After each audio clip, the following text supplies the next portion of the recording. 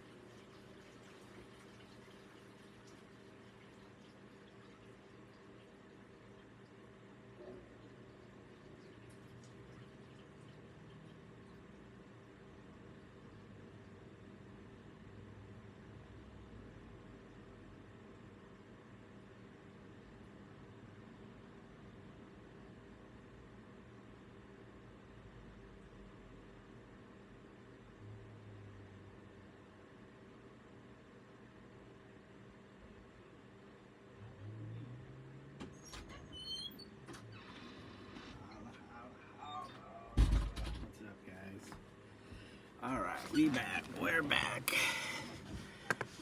We're back. Okay, what's we doing this? Alright. Looks like we're sounding good. Sounding good. How are we looking? Are we looking good?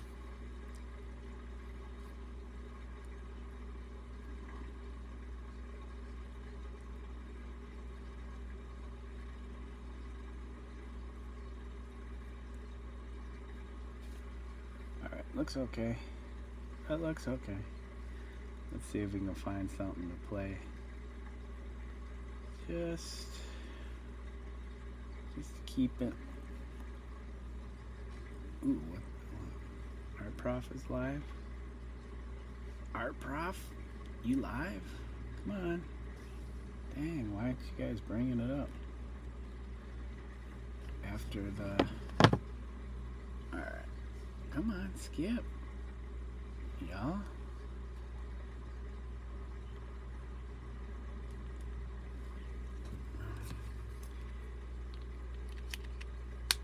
Gotta take the earbuds out.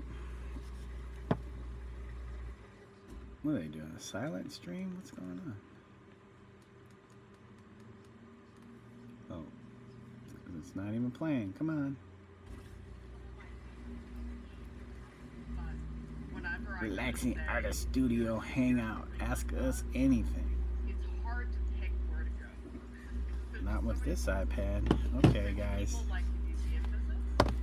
It's gonna be a chill stream. Just trying to work on this this here artwork.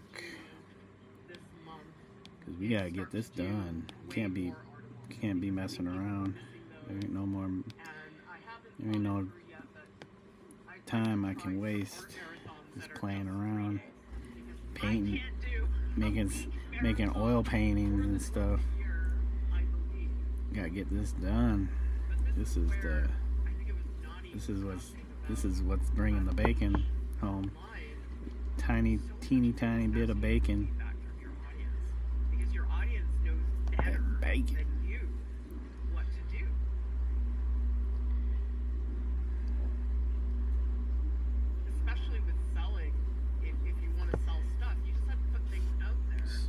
yep, we're just gonna be spending the rest of the day just working on this.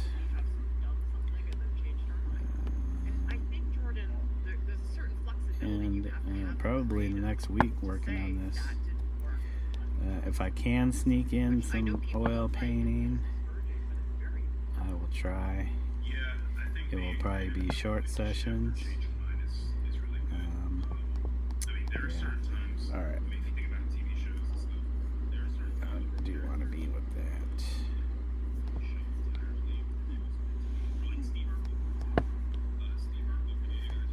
We gotta get this completed. Down to the wire.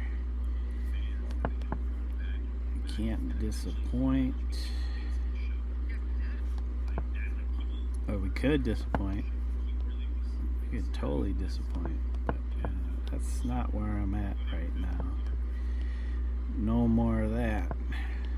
No more disappointing myself because of bad choices that I knew were bad and I could have prevented, but that part of yourself that just wants to sabotage your life isn't in the fore anymore. You get back there, you go sit down. Go sit down, part of me that wants to sabotage. Hey laughing girl, how are you doing today? Thanks for joining. Hope your day is going well. We are just doing the illustrations for this session. Just trying to get this worked and completed. So it's getting down to the wire. I would say I probably have a good, what's today, the 7th? A good seven solid days to complete all 15 pages. 7 days. We'll be counting them down. So most of my time will be spent doing that. If I can do any of that oil painting, I will try, but most likely, which sucks because I'd like to get that done for Emmett. But, you know, I jumped right in. I could have waited. I could have been like, hey, let's wait till after this, I get this done. But nope, I wanted to get it going. So, well, I'm sure he won't be too disappointed. It'll happen. I am cold. It is cold here where I'm at. As I'm sure you've heard in other streams before. It's like 17 degrees Fahrenheit here, which is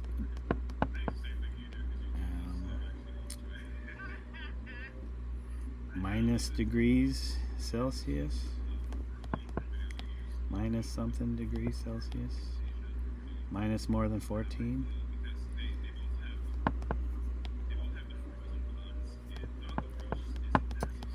So yeah, we're just enjoying.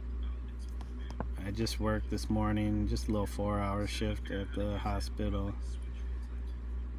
Got off, had lunch, some banh mi's with my wife, or we split a banh mi, and decided to go live.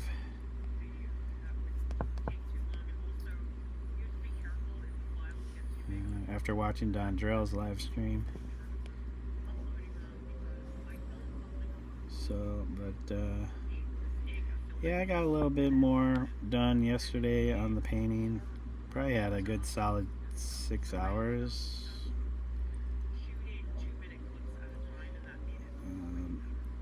Yeah, as I do this, all I can think about is wanting to do that oil painting. But gotta do this, gotta get this done. So we will quickly, oops, try to get through this. So I pretty much know exactly what I need to do. Just have to do it. Just have to. I think I need to make this a little bigger. Just a little bigger. So what are you up to today? Got big plans? Big plan? Oh, actually, it's already what, your evening? So you already did your big plans? Alright, come on, come on.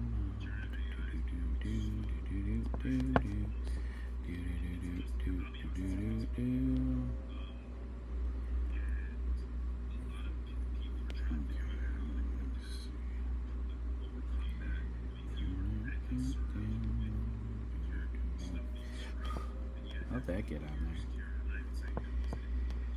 That's new. That's not too bad. 4 hours is nice. Nice. I had a 8-hour today. Now I'm chilling with my gecko. I've been meaning to try out Endless Paper on the iPad. Endless Paper? Is that an app? And is that gecko a pet of yours? Did you get that, or did they just show up? Because I was thinking maybe it was just like, you know, just the local gecko coming around, hanging out, spending time on your walls.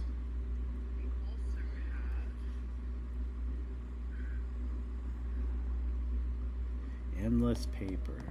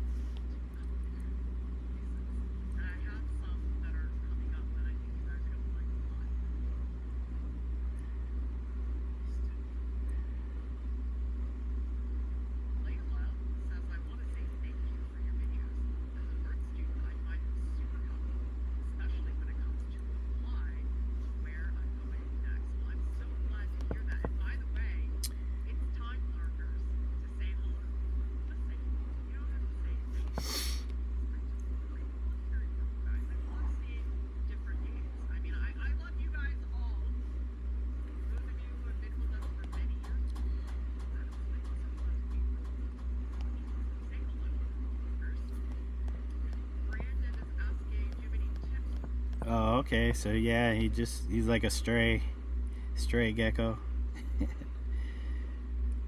That's cool. When I was in Hawaii visiting my grandparents way back when, I would see geckos on their screens, and sometimes on the walls. Just coming, hanging out, sunning themselves, whatever they do, making the little gecko noises.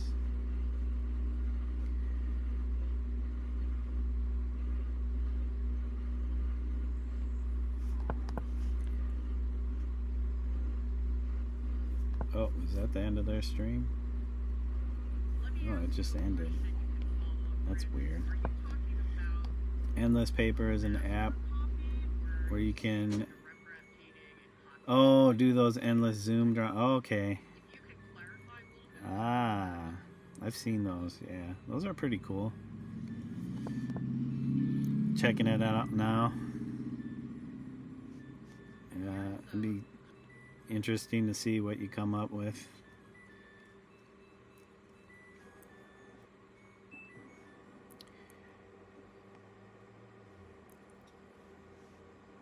I'd say I would like to check it out, but I can't get sidetracked. No more getting sidetracked. No more getting sidetracked. Gotta do the illustrations. That's what they're paying me for. to the illustrations.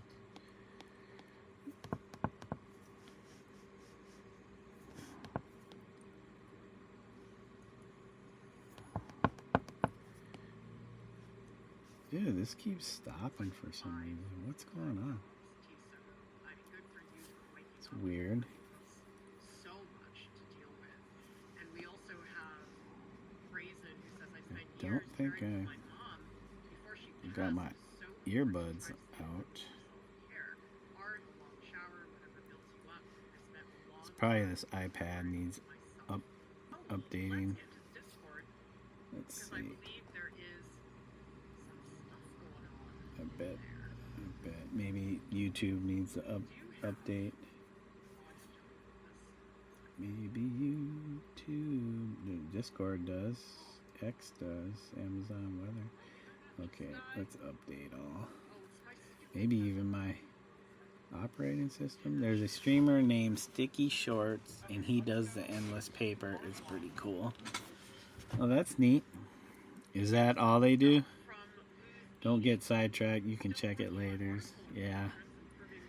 Yeah, I'll probably forget about it. So, and as soon as I see, if you post one, as soon as I see yours, then I'll remember. Yep. We will. There's plenty of time. Plenty of time to do that. That is hilarious. I am so into that. Wow. Thank you for sharing. Remember, everybody, we're sharing in the Art Logs channel. It's underneath live streams. Ooh. Butter says, I think I need to get some pen pastels. Loving the way I can push and pull the form with the powder. You know what would be really cool? Butter, I don't know if you have an eraser, but I think going in here with an eraser would get you some really, really nice highlights. Alright, we do have...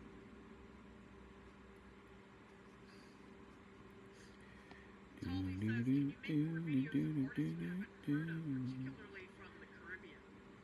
I mean, I would like to be able to do everything, but a lot of it has to do with finding people, but also them agreeing to be on camera. That's actually the biggest hurdle, is that sometimes I'll contact an artist and say, oh, I really want to come film, and they'll just say no, because they don't want to be on camera. So it depends on that, and also depends on where I am. I mean, I wish I had the money to go to the Caribbean and interview all the artists there, but that also gets very expensive. So yes, I would love to. But Okay, either looks I like need a it's gigantic updated. pile of cash, Those apps. What or- about? Yeah, that's pretty much what I need. I need a giant pile of cash. Because the thing is, if I want to interview Software people in the Caribbean, it's harder to find them. Sticky Art Short. But I let's say think took a he trip drew to a the gallery Caribbean, with that would artworks not on the be walls possible and because has these everybody endless who's there, zooms in well, all the most of the people artworks. who are there probably are from... Huh. So he had actual work in a gallery. Oh, we've got some lurkers. Alina, Gina, And then Gail. from the artwork, he made a bunch of the endless zooms. Or he has endless zooms in all the artwork. Or how does that? Wonder how that works. So like one of the stills from the Mel endless is zoom, asking, I'm building assuming. off Brandon's question, do you have any tips on studying from anatomy books, such as the Morpho books? Have you heard of those, Jordan? Sorry guys if you were expecting my oil painting live stream. Yeah, I will be getting back to that eventually. Trust me, I would like to be working on that right now versus doing the illustrations here. But these have to get done, so yeah. If I can fit any time in for the oil painting, I will try to. They would be shorter live streams. And maybe I'll hold off on any of the gaming streams so I can use any free time for the oil painting streams.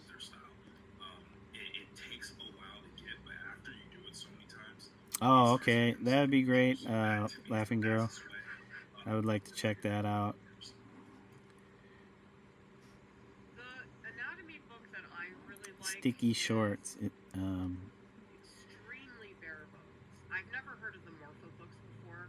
I But will. I'll be honest, I could probably try and look them up too. are way too complicated. Alright. And a lot of them have these like super weird, fake, fancy images that I find extremely unnatural looking. What's a fake fancy image? You know, images that are clearly photoshopped and are very shiny. I've seen some reference photos where it looks like they put oil on the model to make that. It looks like a bodybuilder. I've seen stuff like that, but also just dumb things like people holding a plastic sword, or I don't know. Some of them are really tasteless in my opinion. So I like Artistic Anatomy by Dr. Paul Roche because it's extremely simple. It's just, okay, muscle. Don't know if you can click doesn't links give you any of that extraneous for stuff, layers. which in my opinion makes things too You might, if you can post it in the comments. But I don't I'm think it has assuming to I be. could. There I are don't know some if people who I don't do know if you could anatomy post links in chat. so much harder than I've me. tried to before and it's never Yeah. worked for me. But if you can, I think especially for what I do, I mean, when it comes to I will anatomy, check it I out. think there's two types. You have the If not, try the there's comments. anatomy that's for like medical purposes, where you have to know every little vein and skin bone and all that stuff. And then there's the more artistic stuff, which really, for me, is like the stuff that you really see. Like Yeah. all the extensors, like you don't really see all the extensors No, on no. the no matter how buff you are. So I kind of just ignore it. I just kind of put them together. Most of the time, you don't see the three individual quad muscles, for example. Like it just, so it really just depends on stuff like that. But yeah, you can't. Excuse me. I really think for anatomy, if you have a great torso, the other stuff almost doesn't matter. Great torso, great gesture, that overrides the freaking vastus lateralis. You're okay. I mean, I like the vastus lateralis, but in the scheme of things, it's not really that. Might be time to study up my We have a anatomy. question from Shannon. Any recommendations for successful artists that draw and paint animals, not just furry artists, please? I could use some Not role just models furry to prove artists, please. that I can be a full-time animal artist. Being an animal artist, I think you need to look at the context, because there is an animal artist, and of course I can't remember his name. There's an article about him in the New Yorker. I did. You It look didn't up show up on your New screen. Yorker Yeah, I don't artist think you can post Lover, links you for might some find it. reason in chat. Anyway, I'm assuming that's a YouTube thing because I've never been able to figure out if there's like a setting or something. I mean, unless you do community moderation. Oh, I didn't want to open that. Nope, nope, nope. Don't want to open that. I'll have to figure it out after the stream because I don't want to do anything to ruin the stream quality.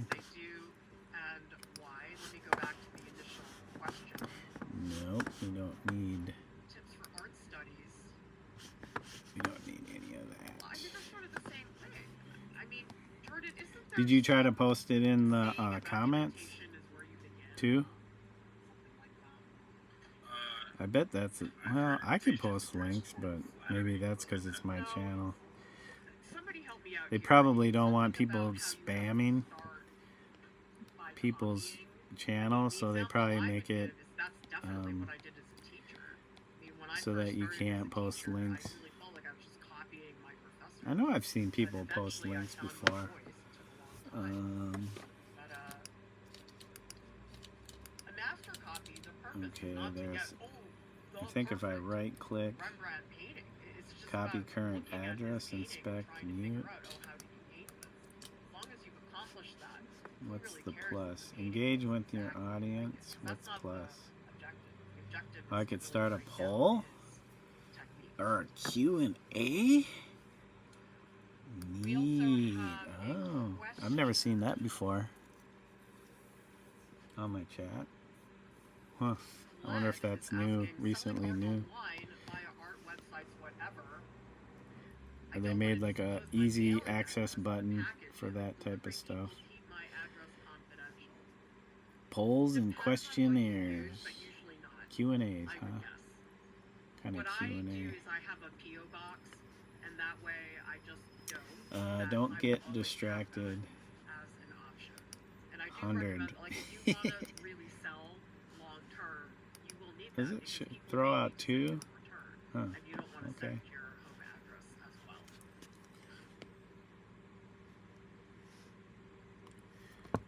Thank you so I'm much, Alina, focused. for the super sticker. Anytime you can send us anything, we are so This part of the incredibly process is grateful pretty for that. easy. We I'm just still going need through your each support. page, laying down this kind of brighter reddish orange to the I love doggies, that you guys are just having a party in chat. getting it to a certain point, and then move on to the next page, because there'll be like 3, maybe 4 layers of this. Can be a I form just of keep study getting itself. lighter, However, you must be conscious of what you're kind of give it copying. that kind of Studies fluffy like that are fur incredibly helpful. look. I did lots of Velasquez master studies when I was in school, and Jordan, I'm sure you've done plenty of that in your Okay, field. whoops. Oh yeah. I mean the things I just showed you were basically master copies. I looked at his books. Master and I looked at the copies. notes, I just combined them. And for me, I just find it the most helpful because it when you're copying purely without analyzing, you know, you're just drawing lines. It's sort of like reading a book without absorbing the information. So it helps me to stimulate my mind by doing things like that.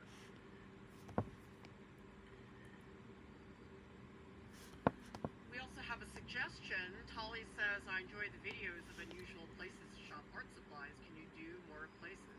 Yes, I absolutely can. But again, like finding artists and studio visits, it all depends on if they're willing to do it. Because sometimes I approach places and they're like, no. Like, why would you turn this down? I don't understand why people don't see the value of a big YouTube channel sending everybody to your shop. And I know we have. People Because have told me that. they're Oh, here it afraid. is. Okay. They're scared. Brown Stack says, imitation is how you begin. It's not specifically related to art, but includes it. It's about how everyone learns by copying what others do, whether in a classroom or on the job. T. Soto is asking, how often do you stream? We stream Tuesdays at this time, 12 p.m. Eastern, and we also stream on Friday evenings. I may change it, maybe I already did, to make it earlier because I want to start doing art-alongs on Friday nights. I was doing them at 10 p.m. before Eastern, but that was a discussion. Paint-along, I think I need to start sooner so I can fall asleep. Alexander's asking, growing up without the internet and being very rural, I had very little artistic exposure. I learned purely by drawing things I could see. Do you think this was a hindrance or a boon?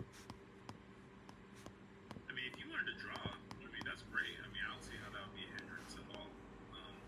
I mean, you can get this. I mean, the internet is a great tool, but it's not the end all be all. You can learn the same information in books or going to an art class. And quite honestly, I mean, you clearly have access to the internet now. So it almost, in my mind, I don't even know if it matters as much anymore because now you can shift, grow, and learn. So I guess it's really just how you look at it.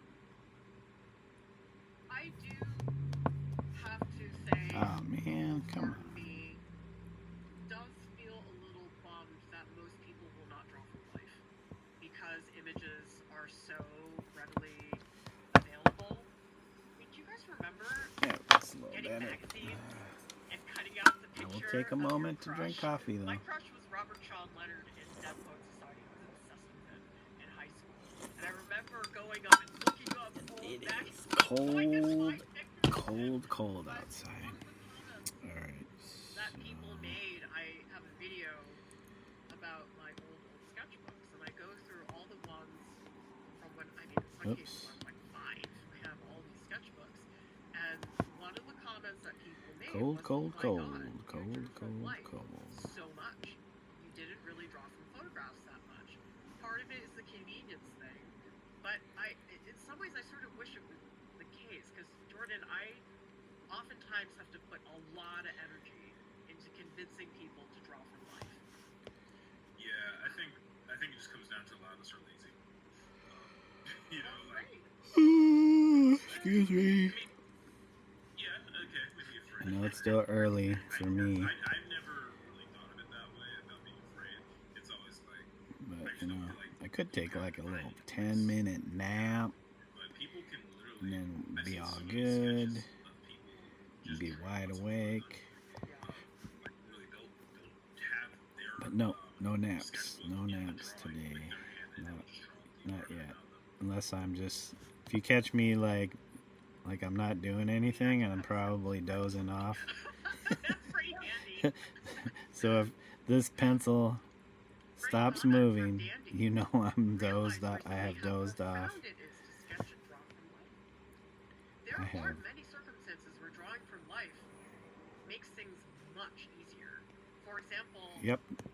when you're I doing say, a portrait and there's shadow on the portrait, observational that might drawing is probably your some best shadows in photos. It just looks like best area of bright. But if I look at somebody in person, practice you for can see the learning how to colors draw clear as stuff, day. Now in a photo, you're not going to have that, and that's especially what when people don't see, from that memory. there's so many things that are easier and better in drawing from life that are tougher in a photo. Oh, your gecko, you named him Cecil? Yeah, like Cecil the gecko. Especially in a classroom. Well, maybe in another life I can be a gecko and I could be taking a nap. Be taking a nice little nap. I think life is the way to Somebody go. can call me Cecil or whatever.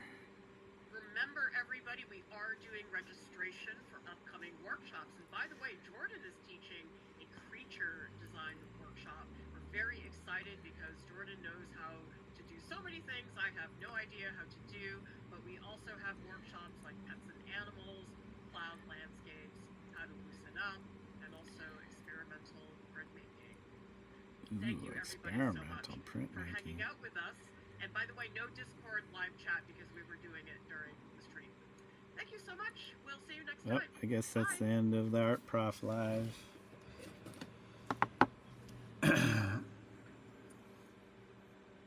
Art Prof Live. Didn't catch it all. Missed a bunch of it. Let's see. Any other content we could throw on? Cecil, like Cecil. Yeah, Cecil. Or is it? Oh, Cecil. Sorry. Yep, Cecil. Americans say Cecil. Cecil. Cecil the. Why don't you guys just spell it like Sesil?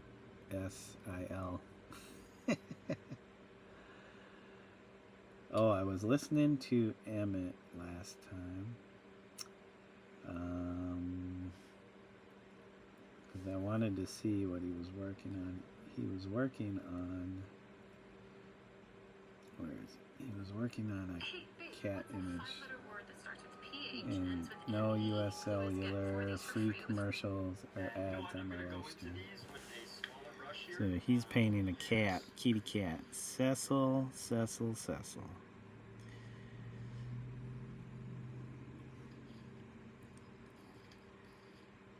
I guess Americans see E, the letter E, and they think E.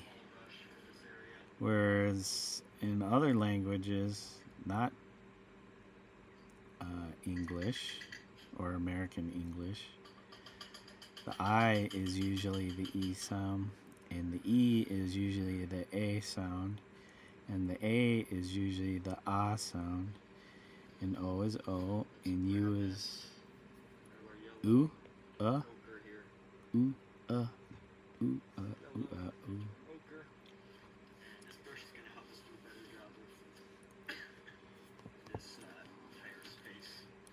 think I'm getting real close to using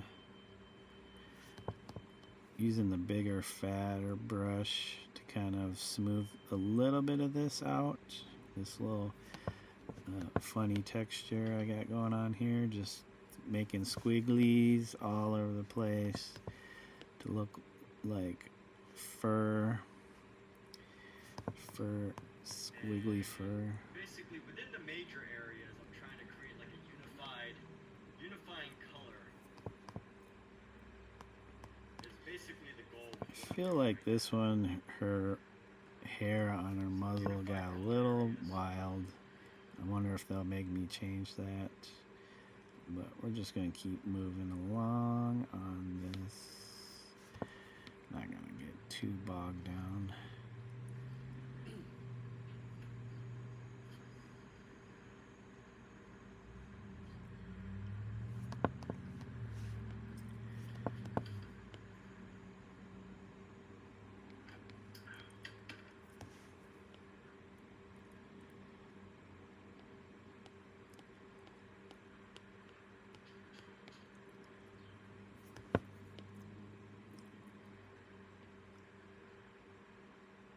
She's so cute. My mom and dog like that. Oh, Yorkie. Got a little Yorkie. Cute little Yorkshire. I used to work for a dog daycare back in the early 2010s. They had a few Yorkies. They were pretty cute dogs. It was always funny to see them around the big dogs until we started doing a little dog room and then regular dog. You know, some little dogs can handle being with the big dogs, but others is like, you gotta be careful around that. I don't think they were too keen on some of the big dogs.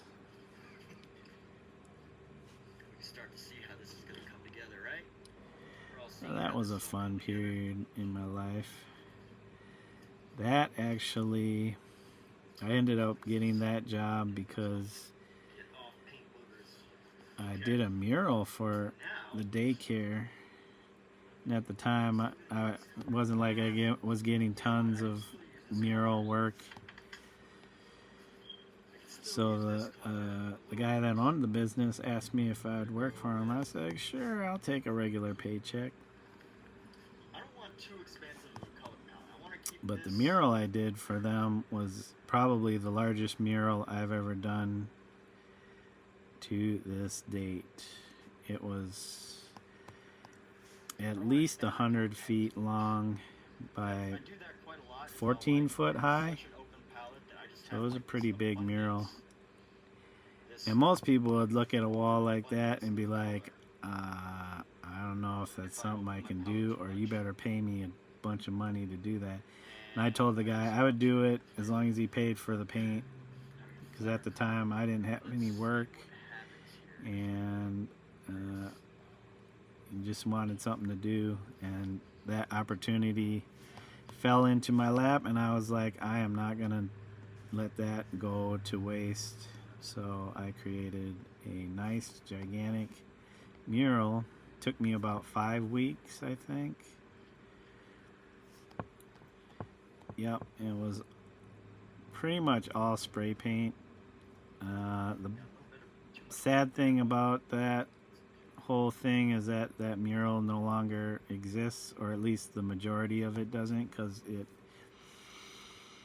the wall that I did it on wasn't very well prepped, and I wasn't gonna do all the prep work for it for free, so I did what I could, and then I just painted on the existing wall.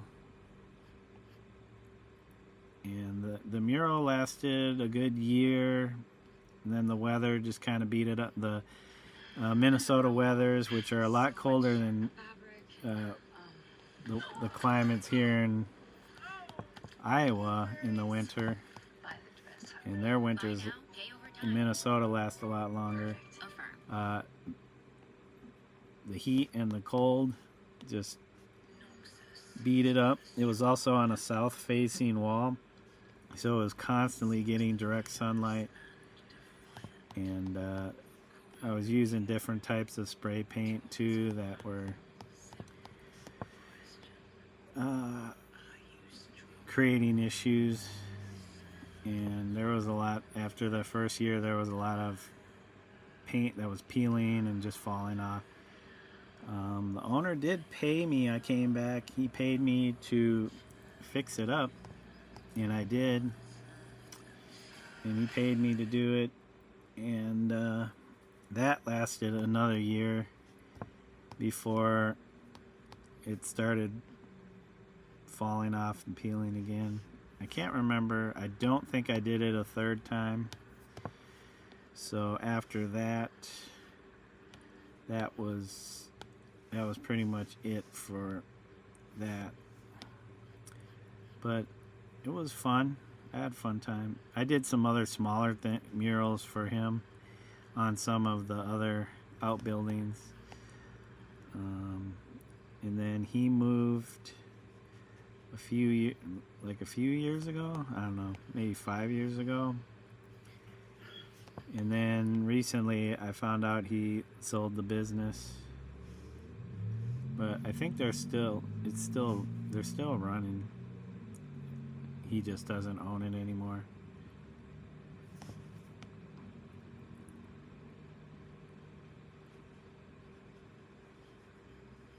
I got this overseas. I got a okay photo for at that time in 2012. I think I had like an iPhone. I don't know what version it was. Probably still in the single digits. An 8, iPhone 8 or 6 or 8. I can't remember. So, and I don't know if I still have the original photos because I had to shoot it multiple photos and then stitch it together. So I don't know if I still have the original mural photos. I might on some old computer or something like that, or possibly on my old phone that died or lost.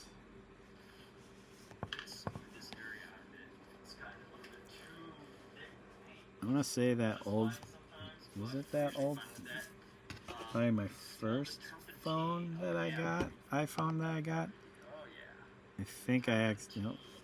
Or no, it was the last one because I think this is the old one. I don't know. So I think I've had 3 iPhones. I have a 13 right now. I think the last one I had accidentally fell in the garbage can and got thrown away. I think. Unless it's under the bed, and I haven't looked under the bed.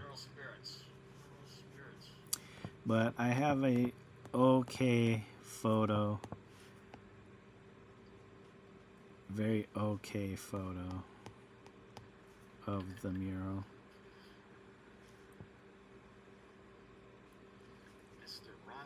Not the best, not the greatest, but okay.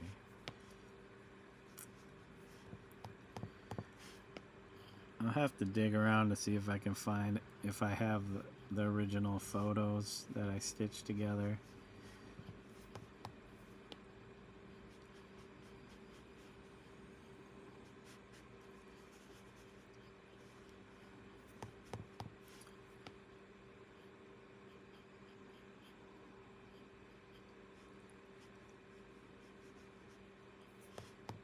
It's on my Instagram.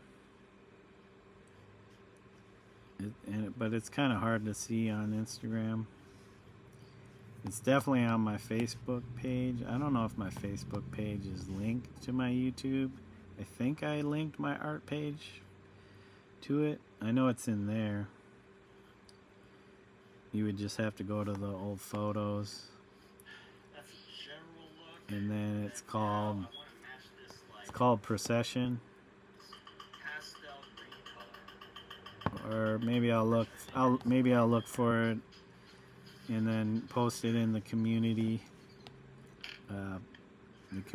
part of my channel.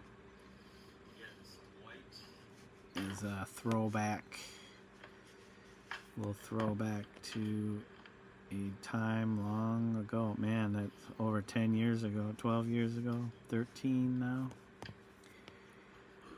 Yep, that So far, I've not used white. that was Pretty good. that was a pretty fun time.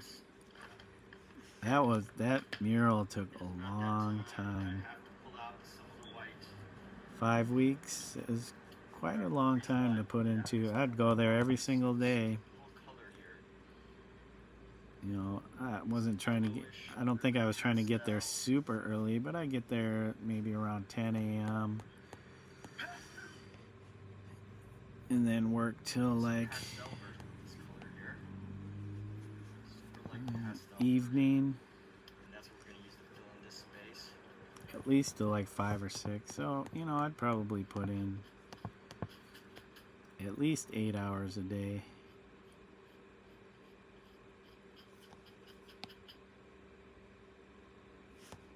More of this color.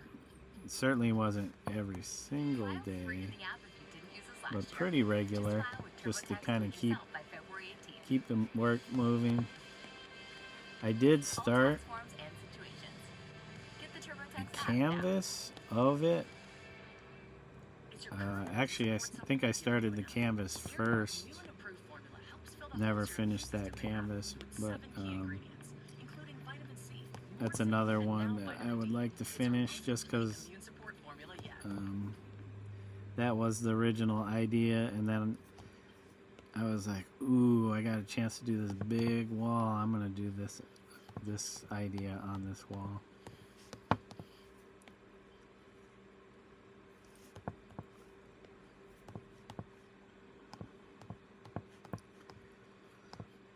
Okay, so I think that's good for this one. We're gonna move on to our next page.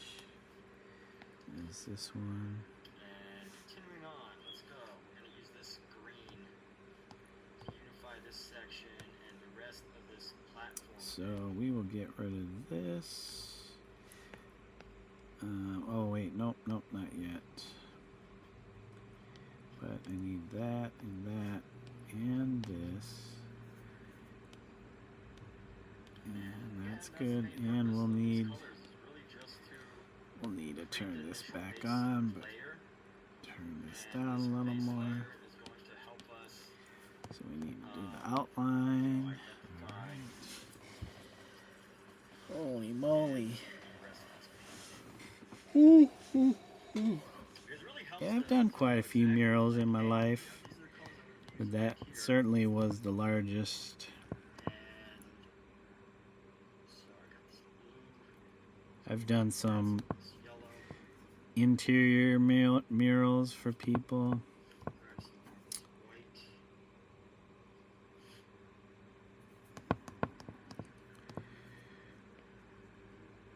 Let's see, the last mural I did,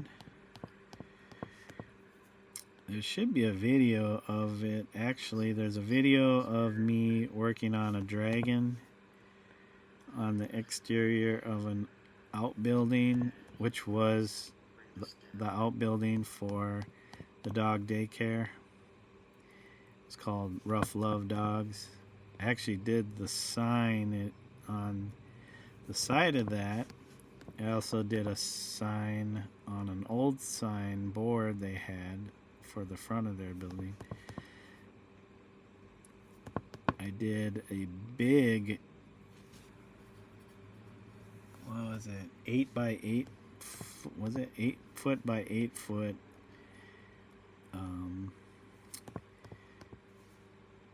piece that had to do with their business to fill a spot in their lobby. I did quite a bit for them. most of it I got paid by the owner to do, so it's always nice that as long as you live, when you can get paid for you your have the work. opportunity to paint over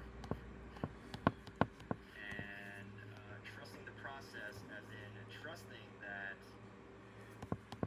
so long as you're able to understand just even a little bit of how oil paint works, which is basically it's oil, it's pigment, and it dries, and that you can paint on top of it, and sometimes it's transparent so that you can allow the undercolors to really shine through. You know, so long as you know that, you're pretty much solid. You know, you can always work and rework an area. Now, obviously, you don't want to, spend forever working a painting simply because, you think you can do it forever.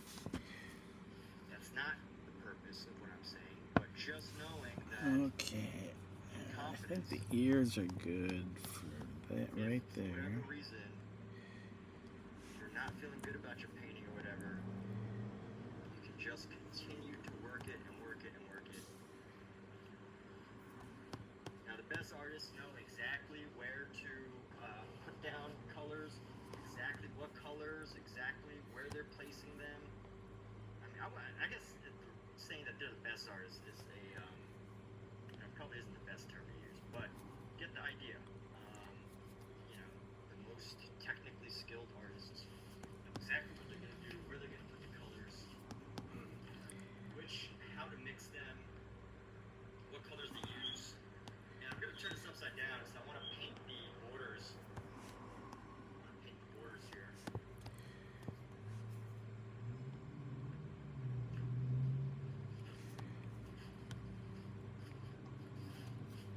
It's also nice to flip it around.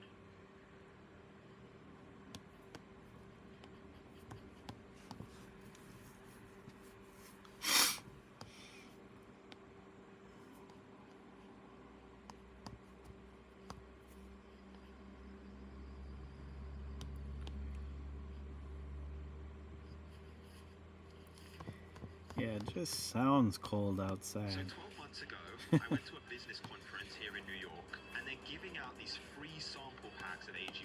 Next morning, I'm mixing it with water. Phew! Pardon me, thank bless myself. It was actually really smooth. It was very easy to drink, and it tasted great.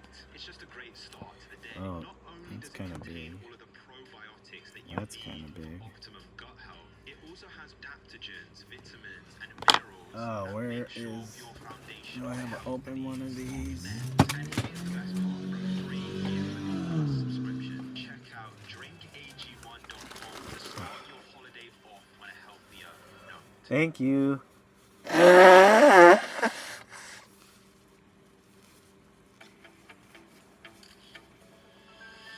into our app. It's made for doing. Well, it's starting to get dark now. Or at least overcast. The sun is... Well, according to this old iPad, it says 124. Oh, really? It is 124. I swear it was later than that. But I got off work at 11, so I'm not surprised.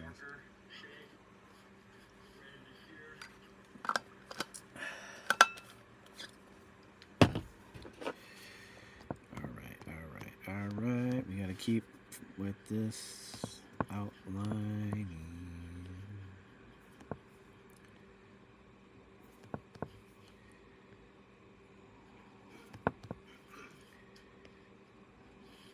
Gotta keep an eye out, see if anybody else is going live.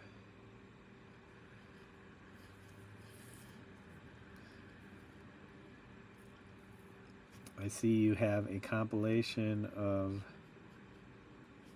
your gecko. Cecil, is the last name be demented?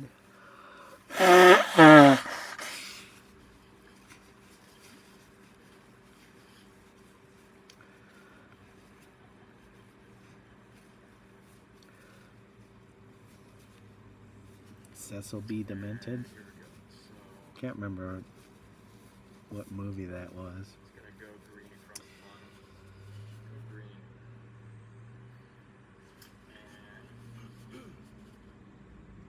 And we are making progress. So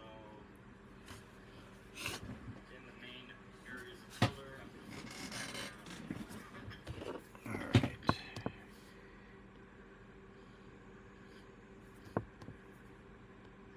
I'm not going to paint the top yet, but eventually I will.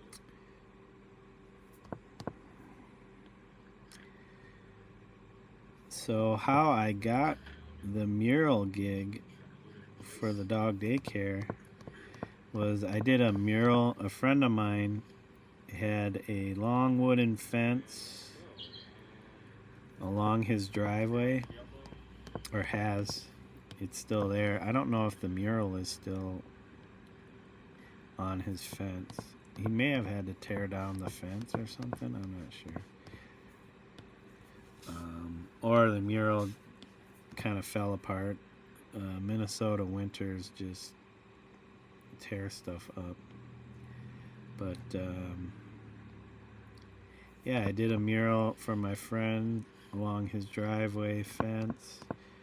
It was at least 60 foot long by 6 feet high. Excuse me. Oh, there's ads on his.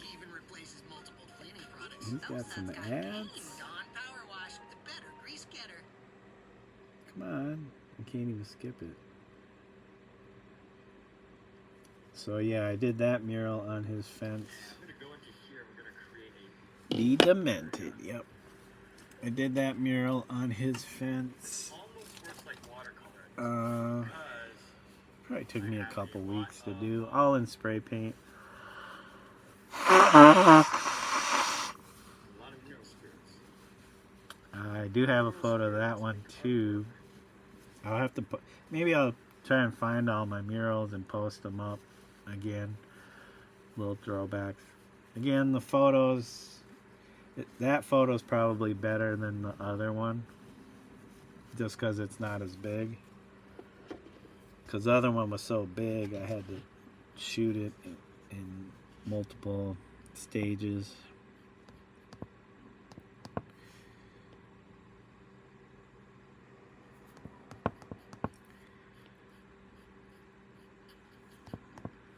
But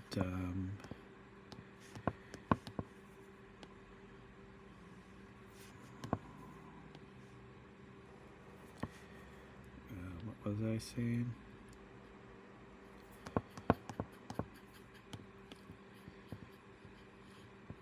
But yeah, so I did that mural, and a friend of my friend,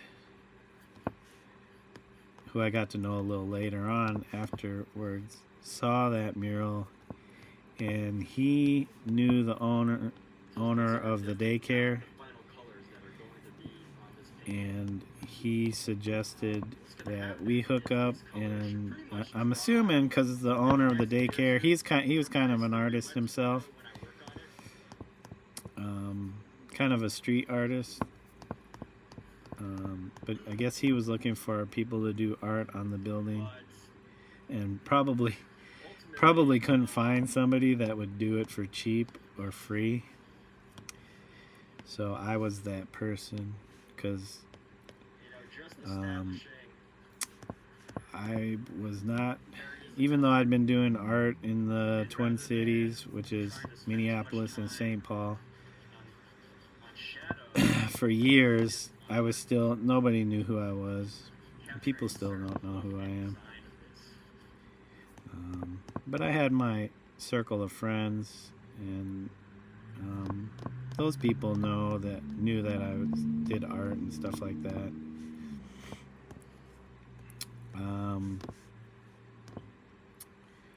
So yeah, he passed that along, and he told me to contact this guy, the owner of the daycare, and I was like, sure, because he said he had a wall. So I went, met up with him, we hit it off. Will not be finishing all of this. Pretty like-minded guys, and Time spent waiting. he's like, well, I don't really have any money to pay you to do it, and I'm like, I'm not worried about that. If you could provide the materials, I will come and do the work. And so he was like, sure. And yeah, he loved the mural. It was based on various characters in a procession, and they were kind of like all my own yokai creations, Clean off this brush. which was kind of based off of ukiyo-e print called, what is it? Like, We're actually go yellow. I can't even remember. It's like 100 ghosts or demons Just go across here. or something like that. I can't remember.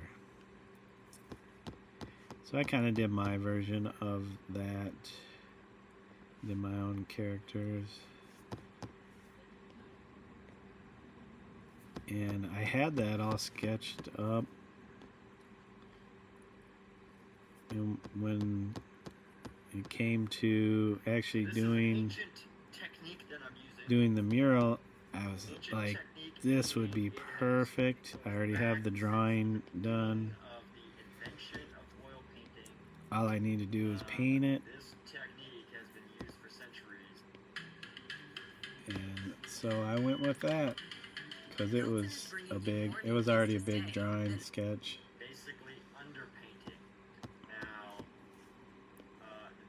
basically all an underpainting is, without getting too So sometimes it's is all of the initial work you layer get is just the people you know and meet. helps to So create you never know who you might meet so that when may you do paint, kind of come back and have some opportunities for you you can totally see this as part. The only reason that as an artist.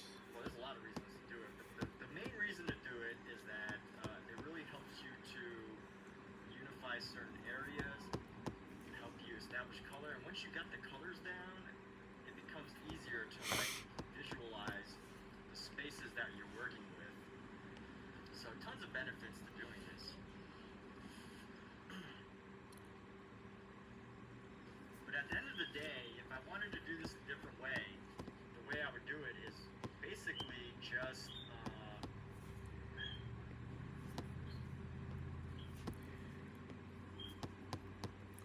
Yeah, sometimes doing things for free may lead to other things, especially when you're starting out. Nobody knows who you are. You I know, would use very it'd be like if you're willing to put the time and effort into it on my brush, and I would just lay it and down. do the best that you can do. How the impressionists You know, did if it. even if it is just like that situation where the person will pay for the materials, all you have to do is show up and do the work, then That's how yeah, it might lead to greater things because people see that and they're like, oh wow. more of something. Then you could be like, oh, yeah, I'm gonna need some money this time, or if you can, you know, just get the materials, just like help me to be able to help you produce this work. That's all that matters. Because most of the time, artists are they're gonna get the short end of the stick, unless you're working with big corporations and you know they have the money. So I'm currently more focused on design rather than brush work. Okay, I feel like I don't want to rework this, but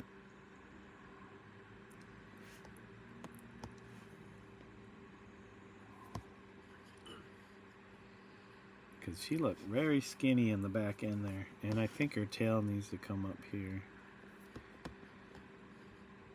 Yep. Let's fix that real quick. Sometimes you see it in, whoops, you see it in the moment, you might as well just make the change.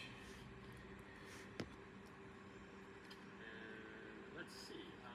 You know, since I'm doing this already, what I could probably do is I can just paint over this little section right now. I actually have a tough time with Yep, size. just show up. Just show up. I mean, I was so excited to do it. That was the only motivation I needed was somebody saying, "Hey, I got this wall. Here's some materials. What can you do?" I was like, "Really? Somebody's giving me this chance, this opportunity to allow me to make one of my creations on this wall, this huge wall, this huge intimidating wall."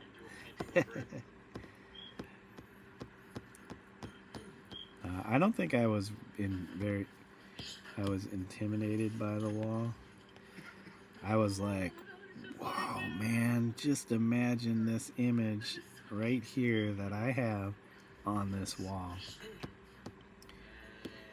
And it was like, okay, how do I go about doing this? I didn't have any lifts, like no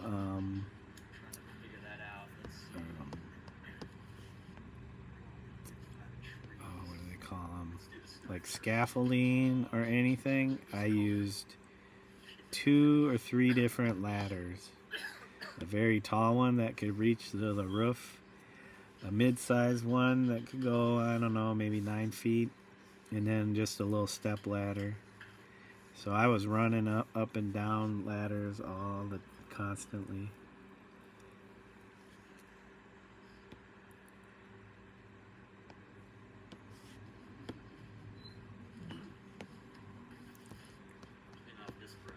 Yep, my feet would be hurting at the end of the day, but I was still having fun.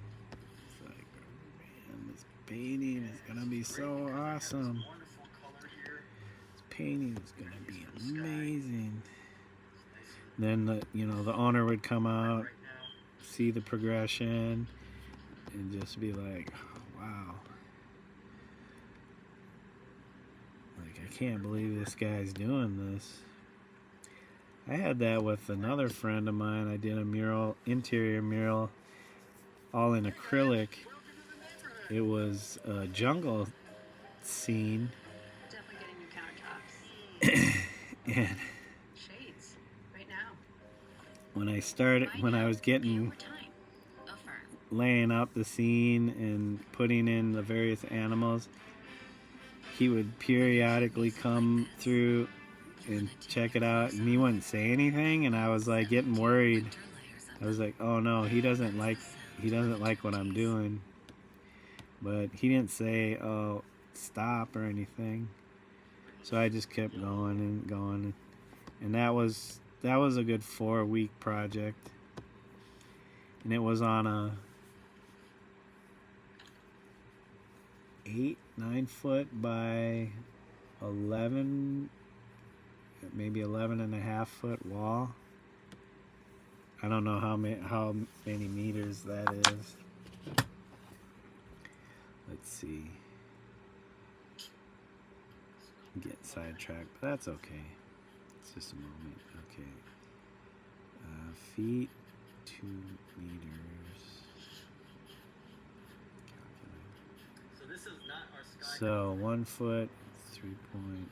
So if we go This is just the starter color for our sky. 11 foot wide, is that, or maybe it was 10 foot. We'll go with 10 foot. Now, if I was painting this It's about live 3 outdoors, meters. I would totally just like use And all by, sorts of different colors, keep my palette is it really 8.5 or 9? and We'll go just 8.5. start laying down colors as I see We'll be them. not so This is gonna take generous. more than a few hours. This is not a plein air painting. 3 meters by a little over 2.5 meters.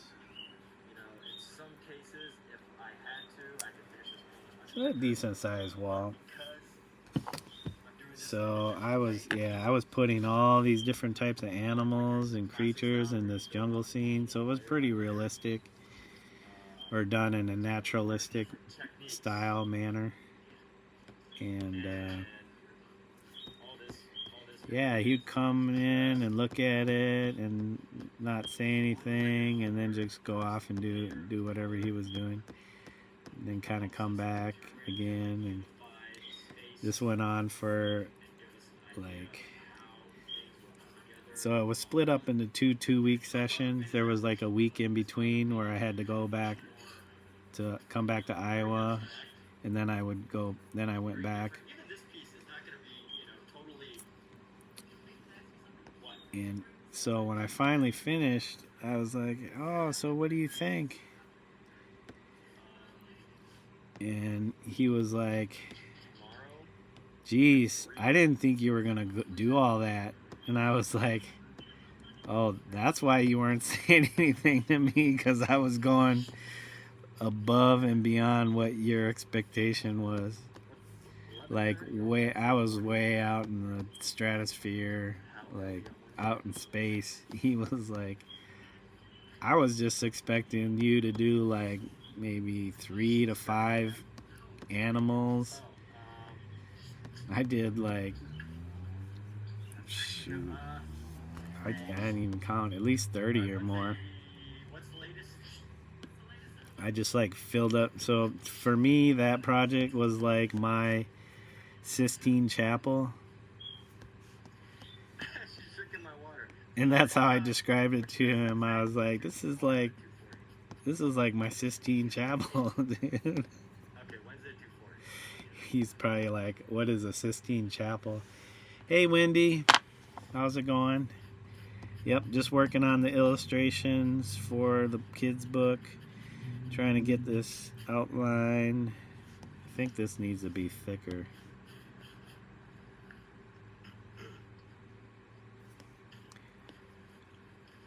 Who knows how much of this outline will stick.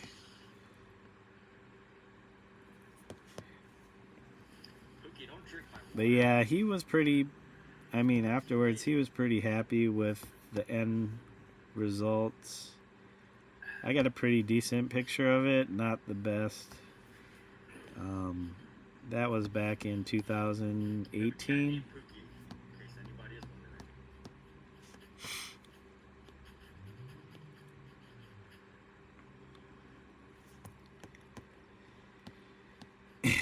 Yeah, the best thing to hear because he pretty much paid me a set amount.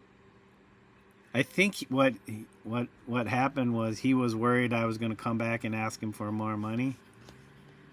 And I was like, no, this is what we agreed upon. It's my fault that I went nuts and did my rendition of the Sistine Chapel on your wall.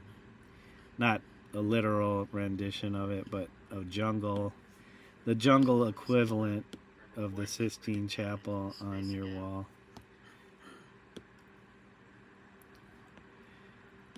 So, I mean, he was pleased with it because it was for his kids, I guess, bedroom or like playroom / bedroom.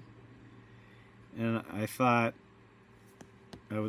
my thought was, okay, I could do like 4 or 5 animals in a very cartoony style. But eventually his kid's gonna grow up, probably still be in that room. He's not gonna want to have cartoon animals on his wall. So I was like, I'll do something a little bit more mature, and I will do more naturalistic looking animals in a jungle scene. And yeah, I was putting in long hours. Get there, like, again, probably around 10 a.m. Not leave until like 6 or 8 p.m. So, 8 to 10 hours, 8 to 10 hour days. you know, I had to take a lunch break or whatever. Is your current immune support supplement giving you enough? Airborne's new and improved formula helps fill the holes your immune system may have with 7 key ingredients, including I was like, after that, I was kind of like, it's our most complete immune support I was like, oh, I should have did these panels that he could install into his home, because later on I was thinking, well, what if he moves? Now, a lot of people have moved past turpentine That's gonna be stuck on the walls in the house. So whoever moves in is getting this free mural. never use turpentine. So I don't know what that's like. I've heard of some people actually liking the smell of turpentine. Kat, do you know what turpentine smells like? You think so? Huh? Turpentine? Is it turpentine or turpentine?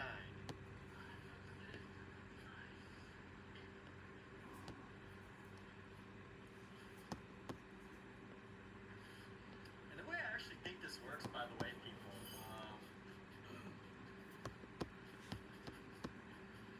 it's, so oil, something with the oil, there's like a chemical process that causes the oil to dry. But I think with mineral spirits, when you're doing this, I think the mineral spirits actually evaporates. Alexa, what's the name of the process by which oil paint dries? It's called polymerization. Answering the question of a VOD. Alexa, repeat what you just said. Polymerization.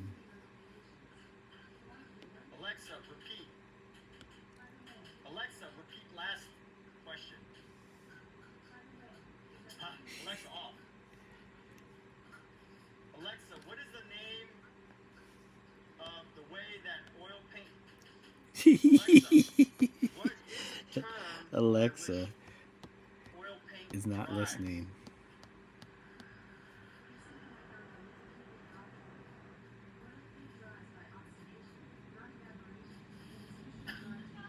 Alexa, off. Alright, so oxidation, but I believe that with the mineral spirits Yeah, it evaporate. oxidizes, but the process is a polymerization. But I could be wrong. I just know that if you just lay down pure oil Polymerization. on here, it's going to Isation. oxidize, and that's how it's going to dry. But if you use mineral spirits, that helps to speed up the process. I feel like mineral spirits and turpentine are pretty much the same thing. I could be wrong. I could certainly be wrong about that. Let's go with Okay, we got her in her cute little bow. I think I got everything outlined. Alright, now we can add another layer. Alright, Wendy, thanks for stopping through. Have a good dinner. It is dinner time. Dinner time. Is this one? Wait, no, it's this one. yes, feed me.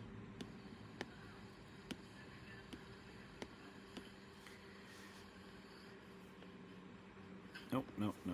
We need the smaller. Hey, can Have a you, good dinner. Have a adjust good the mic? evening. And I hope you have a good rest of your day. Catch you in the next lives. Somewhere. I forgot to check to see if I don't know if Travis went on live today or not. I know he had to go back to work on Monday, but usually he kind of does, And here's another tree. We're gonna go. unless he got suspended again. You got one day of streaming, you're back streaming, you get suspended again. That's crazy. I didn't even... I was wondering, I was like, I hope Travis is okay, because I haven't seen a stream from him in like 5 days. And usually he'll, you know... Do it. Just do it. he's streaming daily. No one's stopping you. Nobody is All telling right, I forgot to turn off the guideline. There we go. We got our reddish orange, and we'll just go in here and add this. a bit more of a blue color. I guess I should show what I'm doing better.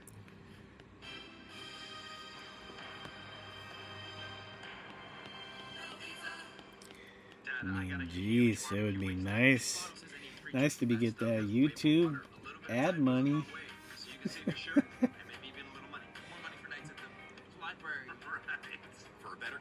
Get that YouTube ad money. Or how I'm mixing. You probably don't get tons, but it depends on the number of views. It's probably too late now. But let's go. What did I There we go. I think Nick was saying he gets like a couple $100 from Twitch The a month ultra for awesome artist doing his thing on Twitch with the ads. Which that's a nice little, super clean palette. it's a nice little supplement to, if you have a day job or something and you can consistently So we're looking a little bit stream while doing that.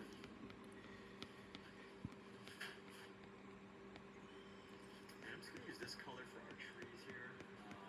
Sometimes I think about like what it would be like, or what it'll be like when you just have so many followers and you're deep into creating content, and like what if you don't want to do anything for like some time, or you get burnt out, 'cause it wasn't like that in the beginning, but you get burnt out and you're like, I don't want to do this really anymore. And then people make those videos saying they're leaving YouTube, and it's like, Not too much.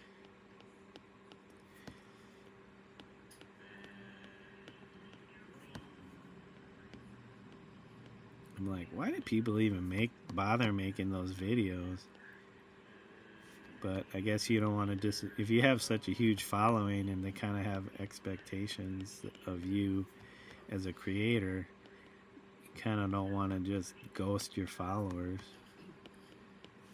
But Let's go with this other section up here.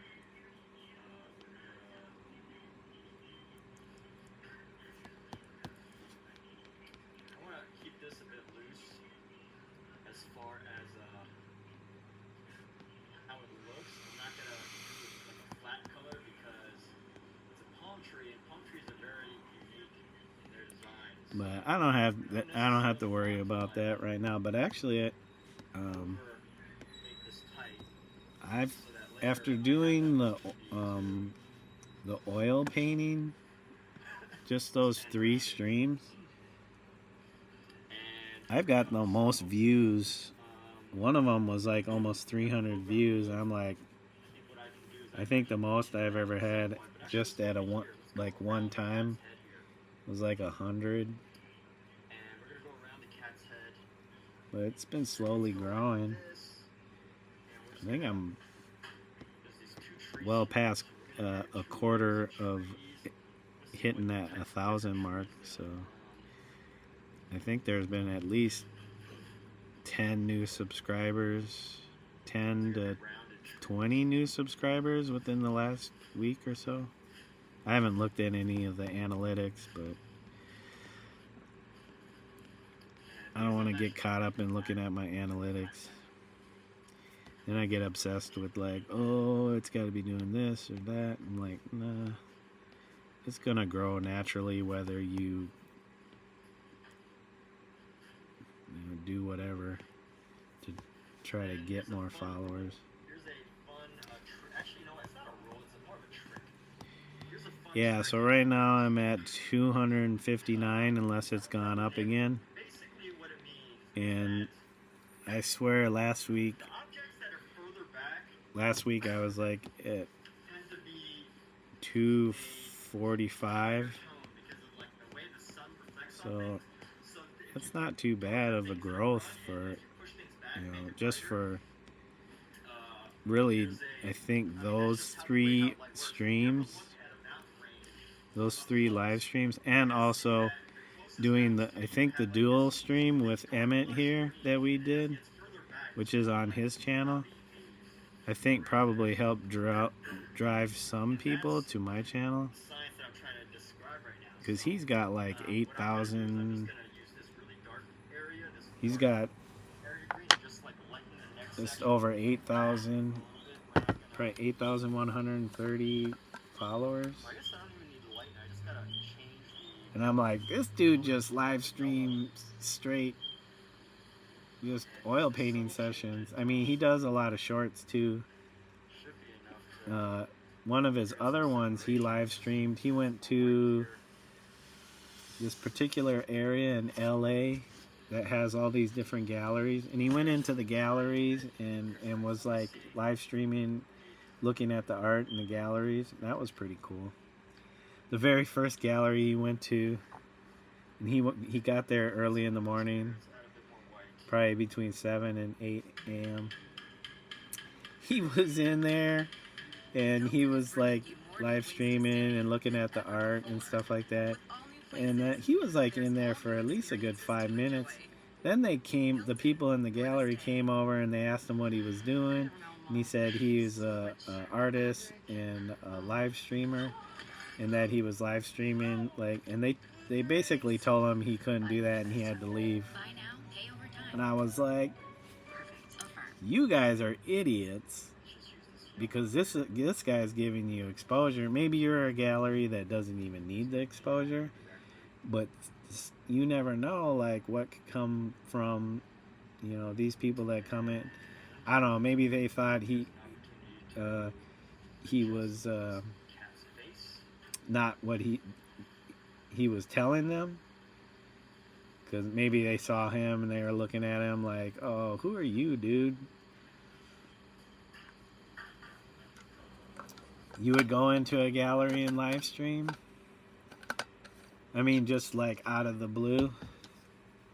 Like, just go and because I would be a little apprehensive. Like a museum, that's different. But like these small galleries, like this was a specific stop on the train system. Can't remember what he called it, like Bergamot train stop, and you get off and there's all these just galleries in that area. And some galleries are so like kind of uppity, and if you don't look a certain way, they think that you may be some kind of bum. Or I actually have a story about that, a funny story. So back in 2000, it was like 2003, I submitted work for this kind of like group show in Minneapolis. It was part of the Fringe Festival they were doing at the time. So, all around the city, people were showing off their plays and stuff, having performances. And the people that were kind of part of organizing this event wanted to bring in visual art. So they put a call out. I answered the call, and I was one of the many artists that were accepted that year. And I don't think they did that. I don't know if they did that the years after or not. But so the thing was that you would show your art at 3 different venues. One was a gallery in Minneapolis's sister city, St. Paul, and at this gallery called what was it? Argyle Zebra. And then in Minneapolis, you would show work at this local theater space. And then the third venue was in a small mall in an area in Minneapolis called Uptown. And they rented out the space in the little, like, kind of mall area, indoor mall area. And it's a nice space. And then the artists had the show at these different events. Oh, hey, Emmett. You know, it's funny. I'm listening to your last live stream while I'm doing this and talking. So if you're not cool with that, just let me know. I wanted to kind of catch up on what you were doing. But anyways, I was telling this story. Maybe I'll pause it because I'm telling this story. And thanks for the praise. So I was part of this event, and the event at the mall with the little shop or the mall space, when that opened, I made sure I wanted to go check it out, so I went down there, and I was kind of probably the first person to show up at the venue because I wanted to kind of check out the art before everybody started showing up and that. So, okay, thanks, man. I didn't want to be like, oh, I'm sharing this guy's stuff on my live stream with. I figured you'd be okay with it, but so yeah, I was at the event. I showed up to the venue, and of course, being a skateboarder, I got my skateboard because I skated there. I had my backpack on because I always carried my backpack wherever I went. I probably looked a little scruffy because it wasn't like I was dressing up for some kind of fine art event, gallery event. So I was probably dressed kind of casually in my skate, just everyday skate, casual wear, not looking too crazy or anything. And then maybe a beanie to cover my hair because my hair is pretty long. Like, I got this massive ball in the back of my head, so it could have been about the same length. So I'm wearing the beanie and stuff like that. And I show up and I come into the gallery and I start looking around. And this woman comes up and she's like, sir, we're not quite open yet. You're going to have to leave. And then I was like, and then the guy who organized all the artists, he was there. He came up and he pulled her aside and he told her what was up, and she came back singing a whole different tune, acting really different towards me after he told her who I was. I didn't hear the conversation, but he had like pulled her aside, and then she came back and she was all like, "Oh, hey, Corey." And she didn't apologize or anything, and I just thought it was weird and like, oh man, is this what, am I getting a taste of what the greater art world is like? And I was like, I just kind of like let it go, because I mean, what are you gonna do? I could have got mad and been like, I can't believe you don't know who I am, da da da. Of course I come in and I'm kind of looking like dressed not quite for the occasion. I don't know. It was just like Minneapolis is a medium kind of sized city. Like, it's not like LA or New York or anything. It's not even Chicago. But yeah, I was like, obviously I don't remember who this woman was, because I don't know what her association was, because I don't remember seeing her at the initial kind of meeting for all the artists that were chosen to kind of like let them know what was going on and all that. So I don't remember who or what her affiliation was with it. I'm assuming she may have been the connection for the Fringe itself, but I don't know. Maybe she was a part of the art stuff. Whoever, because it was a juried event. But I thought it was just kind of funny. I just laughed it off and was like, okay. You know, I'm nobody special, you know, so I'm not going to get all bent out of shape that this, you know, I got treated this way. Like, she didn't know, but still, it was kind of weird to be like, man, if I were not one of the artists and I came into the gallery space just to look at the art and I got treated that way, what if I was somebody that was a collector and I had money to spend and you did that?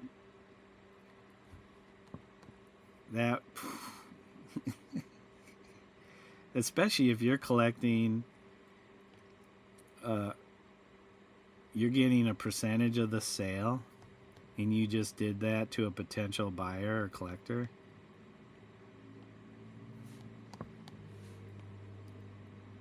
And if that was a big, like one of these big name galleries and you did that to somebody, because I mean, there's a lot of people with money that aren't gonna go out there looking like they have money. They're just gonna dress normal, you know, casual or whatever. But yeah, I was just like, oh, I guess this is what it's like. I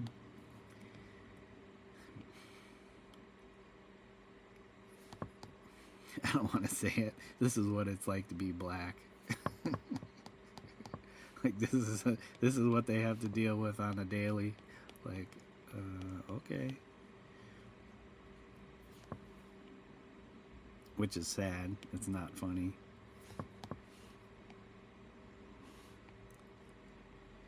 But that was my initial taste of the small pond art world. Because prior to that, I had done a few. My very first show was in 1999. It was a group show with two other guys. We were trying to find a space to show in.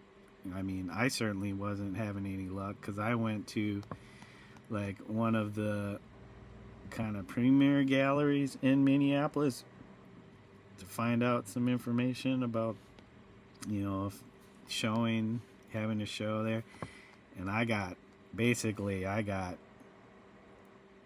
again, it was one of those like, you don't have any idea what you're doing. I got turned around and shown the door really quickly.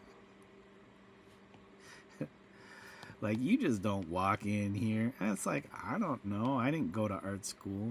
I'm not an art school graduate, so I'm not like, you know, I don't have that background or whatever. I'm just like a guy that makes art, looking for a place to have an event at.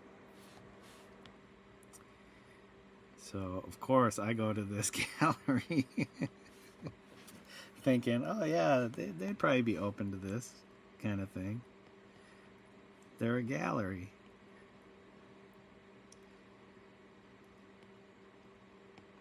So I guess those kind of things turned me off from, like, even though I've been, like, I'm a huge art nerd. I've always done my own studies and research and stuff like that into art. I haven't taken that many formal art classes.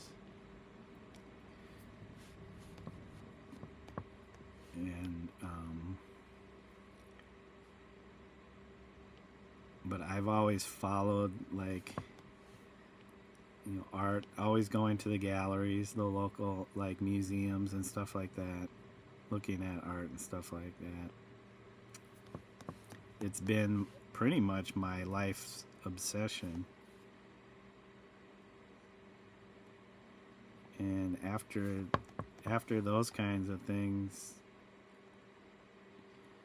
it didn't turn me off from participating in shows, but it kind of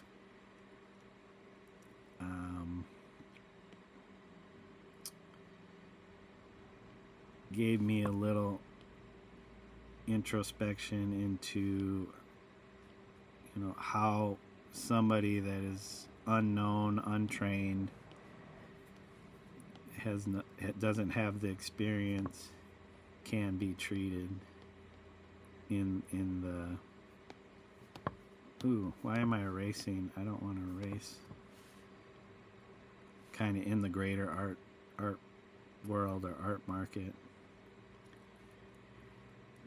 And after that, I'm like, if you don't have the connections or didn't go to school, make the connections, have some kind of degree or paper that shows that you jumped through all the hoops to get to where you're at, or you don't have somebody on your side, you know, kind of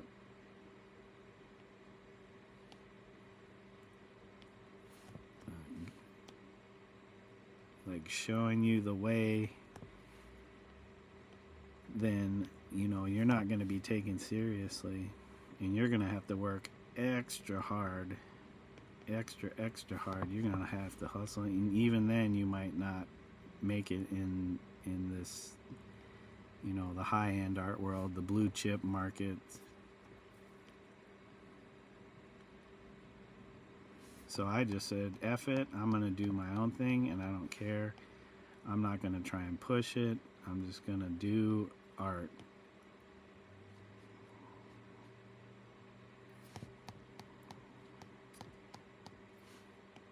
Which doesn't mean I don't have a big head about it. Like, oh no, they don't like me. Go the opposite direction as far as the ego is concerned. I think in my mind, a pretty healthy ego. It can go negative at times, but not to, like, the detriment of my personality. But yeah, and that's probably how I will be until the end. It's like, whatever. Like, I don't know if there can be any more Duchamps or Picassos or Matisses or Manets, or, you know, there's going to be more Van Gogh, as Emmett would say.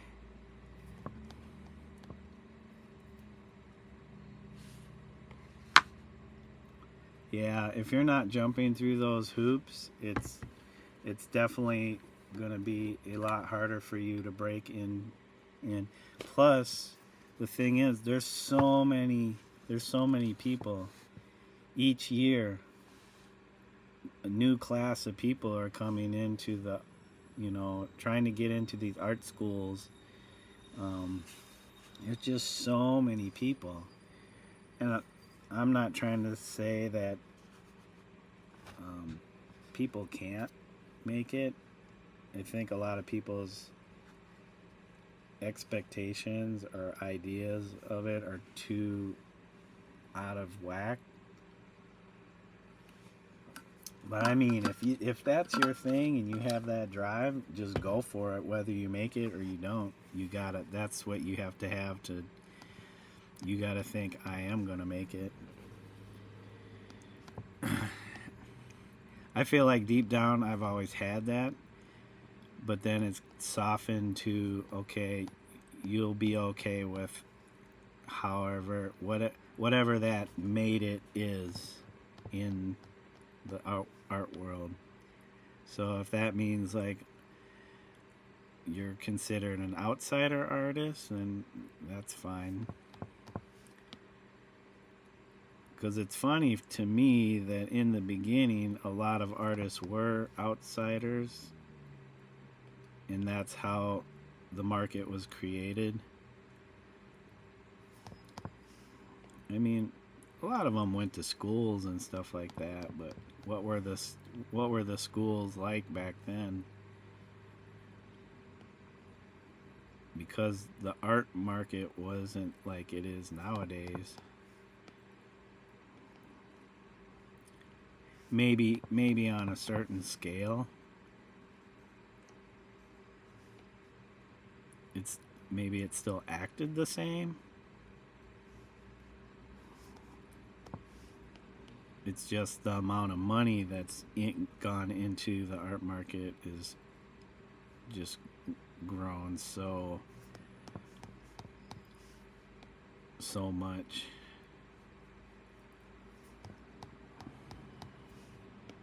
You know, I go to Art News, I go to Art Forum, I go to Art in America, look at those online magazines. I've bought the actual physical magazines, you know, to check out the latest, you know, Wunderkins.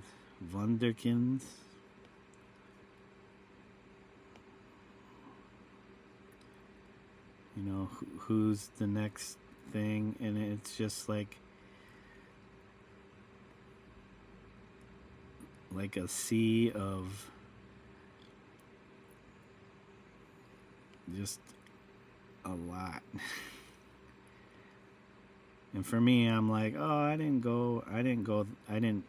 choose the right route.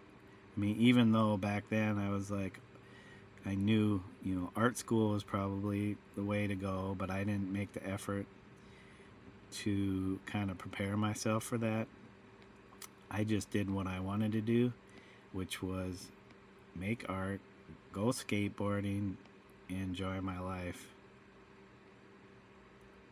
I didn't want, and then I was like, if college is like, you know, high school, or I don't know what they call it in, they call it secondary school. Well, secondary school would be like college, but yeah. I was like, if college is going to be anything like high school, I do not want to go. I would have had to figure out how to pay for that myself, because there was no way my parents were going to do that. They didn't have the money. They didn't have a college fund for me or my brother. My dad sent my younger sister, was able, but at that point he was a lot more successful with his architectural business than when me and my brother were at that age, and she's 17 years younger than us.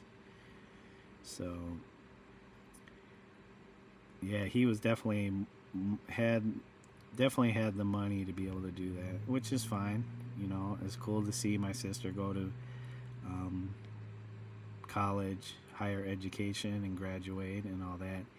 And she's out in LA doing her thing. She still needs help from my dad and her mom. And I can't say every once in a while I don't get help from my dad. When I was younger, I didn't. I wanted to have my own life, and you know, if that meant I had to suffer you know, eat ramen or whatever, then that's what I did.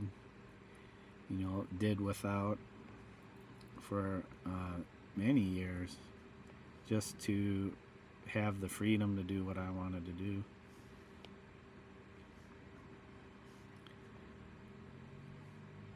I mean, if I couldn't go out or do anything, I would be at home working on art or be out in the street skateboarding, just out there enjoying being out in an environment. Yep. No, I mean, as a youth, unless you're exposed to that type of stuff, it's like, how are you going to get that money? How do I get a loan as a young person? Like, if your parents aren't very financially literate themselves, it's like, how do you find that stuff out, especially back then without the internet? Like, if you didn't have any exposure to how to manage your money or generate money when you were younger, it's like, how do you advance your position without that knowledge?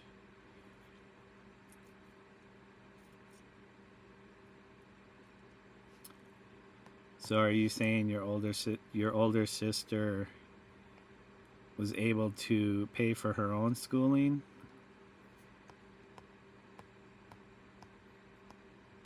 Yeah, it is mainly the connections that you make.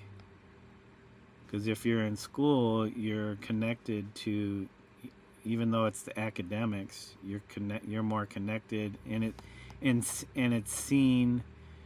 I feel like it's, people trust that more than, oh, here's a guy, he came, or girl, woman, whomever, young person that came out of nowhere, just like Jean-Michel Basquiat, and all of a sudden you're an overnight success.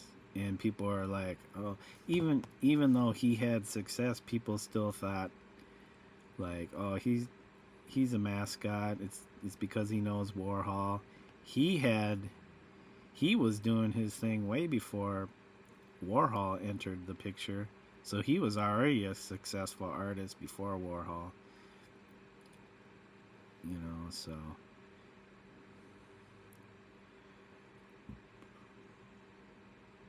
But yeah, if they see that, if these galleries or whatever see that you came through the academics, you jumped through those hoops, you were able to get the certification, then I'm assuming they feel like they can trust that you're taking this seriously more than somebody that's just like, oh, it's just a hobby for them.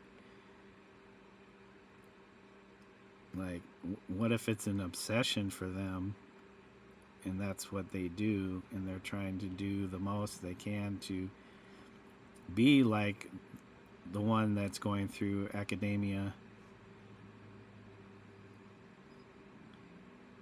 It's just the person who is in academia has the advantage because they have the curriculum. They're being taught the curriculum. They're being taught this is what it is, versus the person that doesn't. They have the freedom to make that for themselves, to find that out for themselves. As long as the information is there for them to have access to. And usually if you're going to museums and galleries, I feel like they're more connected possibly than academia, because they're the ones that are dealing with these artworks and stuff.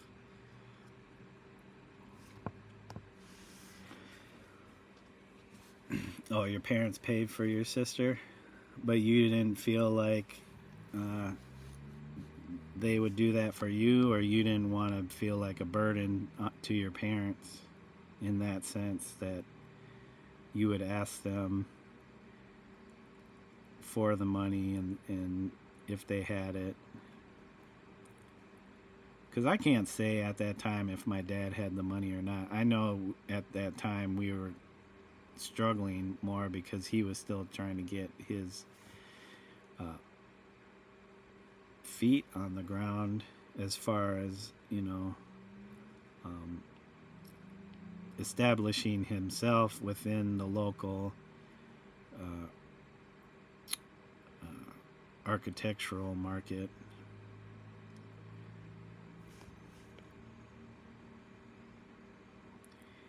I'm grateful for everything that my parents had done, even though they may not have had the money to do that, to be able to send me to college. But I wasn't even like, after high school, I had no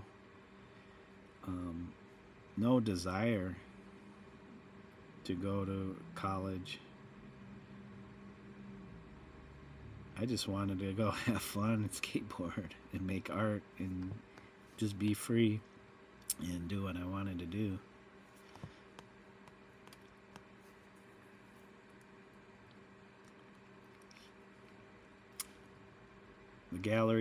You think the galleries are all different, but I think it comes down to the exhibitions. So when you say that, you mean the exhibitions at the gallery, so they have a certain programming and they're trying to show based on that programming. I think that it's kind of like a feedback loop, because they're looking for the thing that's kind of the next. I don't know, I guess it varies on the gallery what their intentions are, so I can't even imagine to speak on why galleries do something or who they choose or why they choose that person. I'm assuming it's because they're on the forefront of whatever practice they are doing, or their message or whatever. You didn't want to be a burden on your parents. Always complained about money. I never wanted to ask for it. You complained about money, or they complained about money, and you saw that and you were like, I'm not going to ask them for money. Yeah, it's tough, That's why I never had kids. I kind of knew, like, that's something you really have to be set up. I mean, not everybody is, but then you see how people struggle when they're not in a place where they, it's sad to say, afford children. People make it work, and basically when you have kids, you give up your life for them. Not everybody does that as a parent, but the majority of people do. Some people are fine with it because that maybe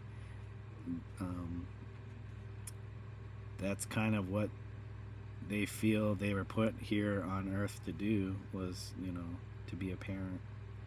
So it was easier for them to sacrifice their own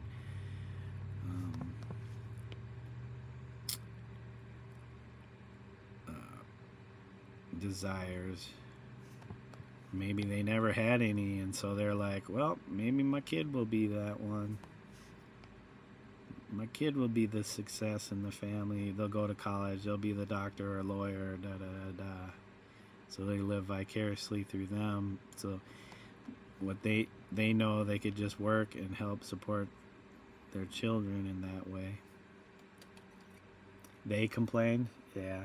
I don't think my parents ever complained in front of us about money or finances. I know my mom was pissed at my dad for turning our home into a construction site. He would start a project, and then before he finished that project, he would start something else. So we were living in, like, sometimes walls would be gone. It would just be like the bare structure.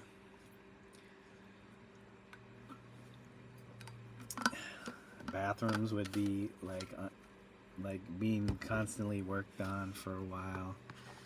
You know, he was like the Frank Gehry of our house, just trying to experiment and do different stuff. Art talk though, so we had a big movement in SA. It was weird and scary, but it made me try and figure out how to study just by using the internet. I mean, if you know where to look, because I'm the type of person that if I'm interested in something, I will, if I'm obsessed or whatever, I will do the detective work to try and figure out what I need to know. I mean, it took me many, many, many years to figure that out, but when I was younger, I was always going to the local bookstores and buying art books. You know, I had my first job when I was 16. I was taking a lot of that money. I would be like a permanent fixture at one of the local bookstores. I was always going down there after school or whatever and seeing if they had any brand new art books or books on artists, and constantly looking at them or like buying something.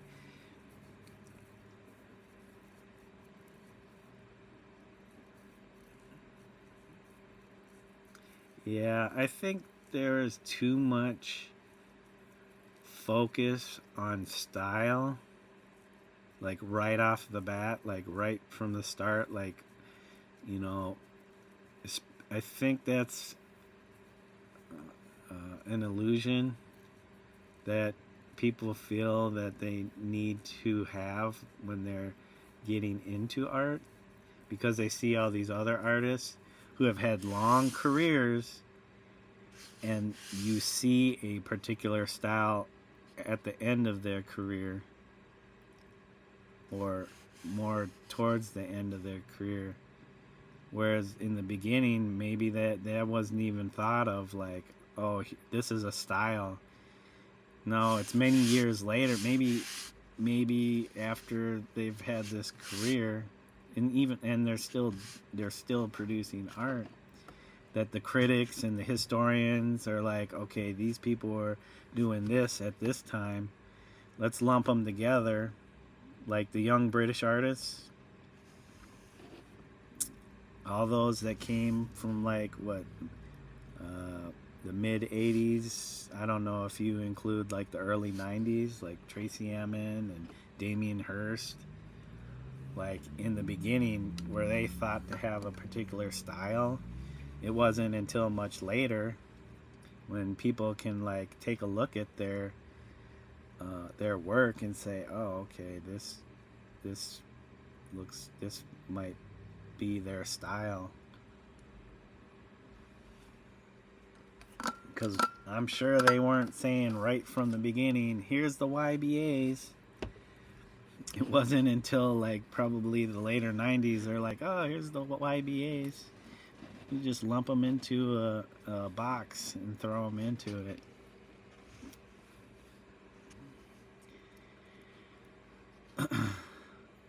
Let me read some of this. Yeah, you could definitely build your own style. I think that's something that, I mean, I think people are too quick to want to jump into style. I know when I was coming up, it was all about like, why are they teaching us this technical stuff? I have all these ideas and I want to be able to express these ideas. I don't care about the technical stuff, like, you know, I don't care about these materials, like how I can use these materials, but that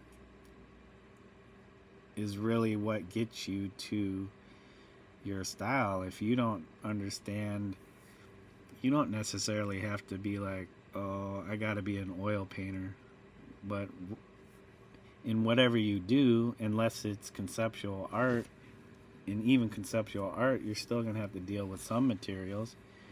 I mean, if you're coming up with ideas, you got to be able to write those down or use a computer to write up those ideas, or even just do sketches of stuff. You know, you see these artists and they have these notebooks or journals where they have notes that they've taken. You got to be able to, you know, because you got to be able to take that to somebody who can actually execute it if you can't. I mean,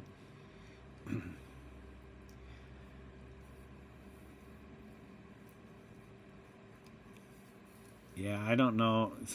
The final is your, then the final is your step, is your thesis and the exhibition. Yeah, that's very art school, and it does set you up for when you're out of school and you're on your own, and the models may be similar, but then you have all these people that have graduated art school and they're working at coffee shops, or they're doing something other than they're having anything to do with their degree because they have no idea what to do. It's like that was what your thesis was trying to teach you, is that you need to come up with the idea, concepts, or just the practice and do it. You know, it's not this easy formula that the art schools give you. That's what being an artist is. Early artists were the ones making their own tools, making the, you know, making their own paints. You know, maybe they had like whoever the local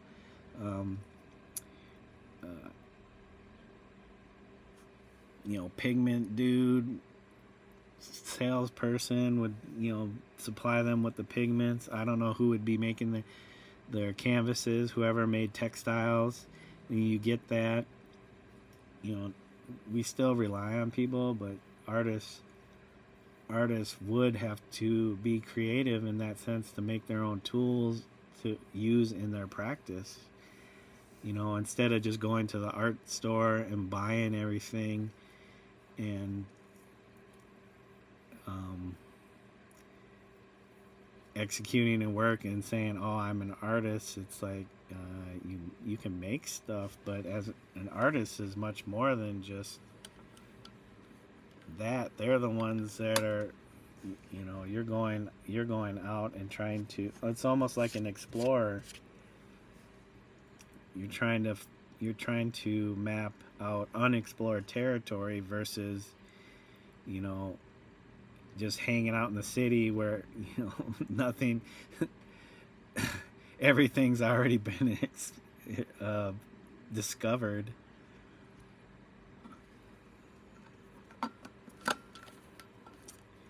Sorry, I'm kind of going off on a tangent, but you know, I enjoy the conversation. I'm not mad about talking about any of this. There's a lot to it, but it kind of boils down to that. And I think if you can figure out how to have your own really cool exhibition where all your work speaks to a theme and a purpose, yeah, that makes sense. You know, you want things to be, you don't want it to be all chaotic and not have any kind of relation, because then it just makes you look like, you know, you're all over the place. You have no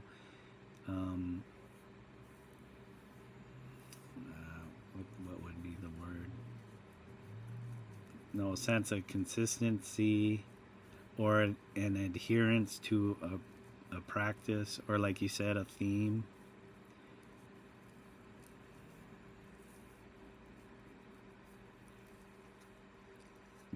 Did you? So you haven't gone to art school, have you?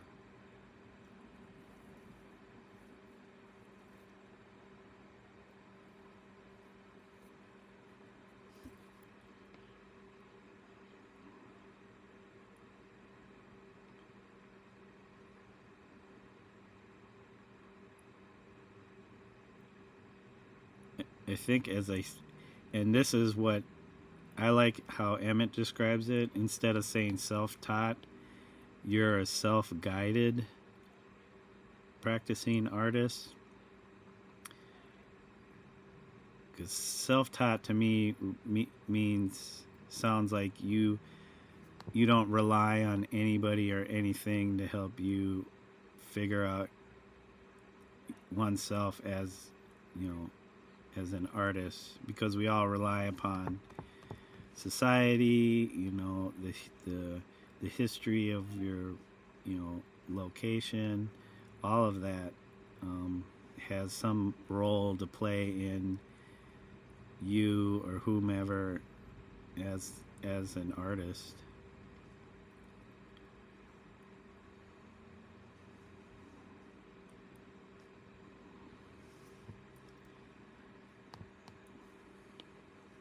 I don't know if I'm going too fast. My mind, once I get going on stuff like this, my mind kicks in the gear, and then I start, I think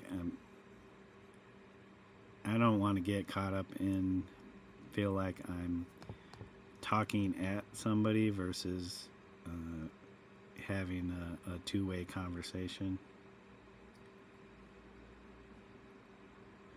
It's kind of something I've learned from my dad, because he used to lecture me and my brother, and I would just sit there and listen to him. But then the lecture would go on so long, he would start repeating what he had said previously in lecturing us. But I would still sit there and listen. It was like taking a beating, but it's somebody lecturing at you.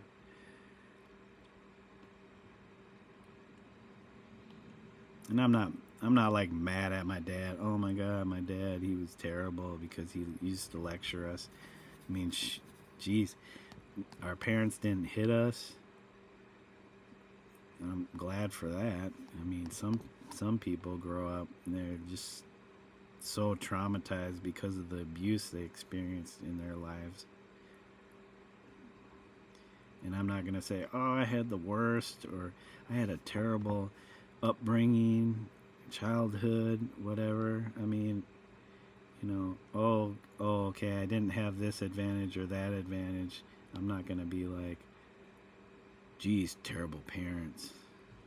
I'm not that type of person. It's like, if I want it, and my brother's more of this than I am. If I wanted it, I would go get it. I would go after it, And my brother's more so that type of person than I am. I'm way more laid back than my brother. If there was something he wanted, he would go after it. So, and right now he's a pretty successful business owner, and he's been doing it for a long time.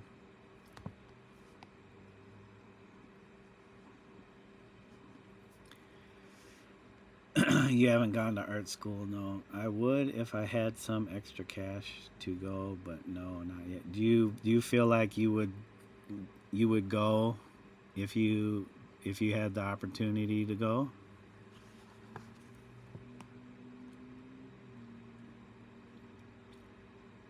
Oh, okay. Yeah.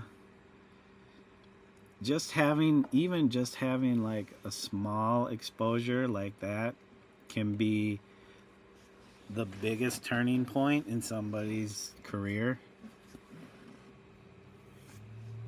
Because if they're good, then, you kind of pick up on,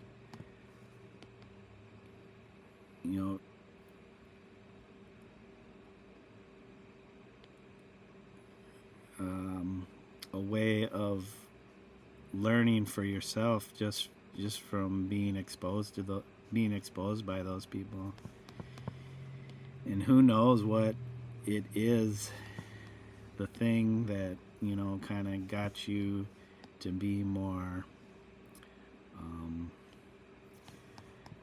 what's the more proactive, to for a lack of a better word.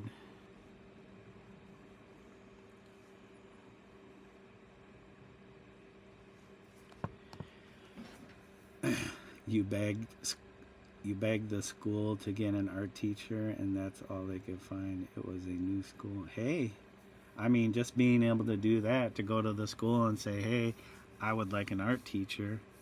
Not everybody would do that. Some people would be so timid and be like, oh, well, we don't have one.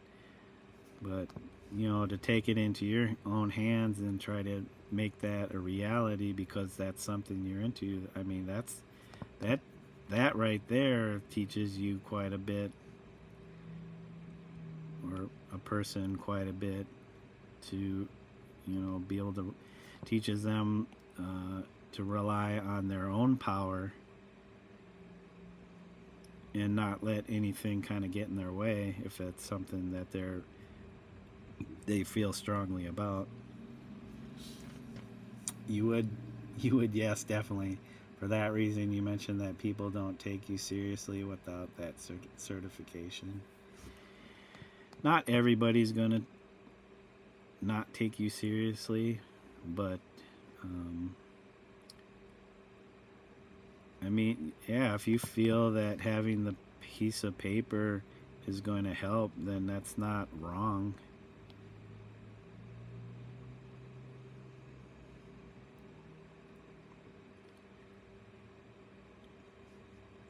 Because, maybe going through art school would be what gets you to where you want to be.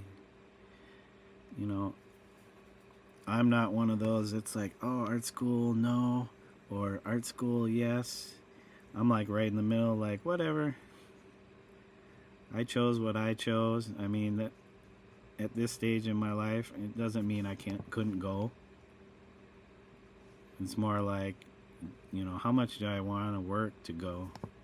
Is it that important to me at this point in my life?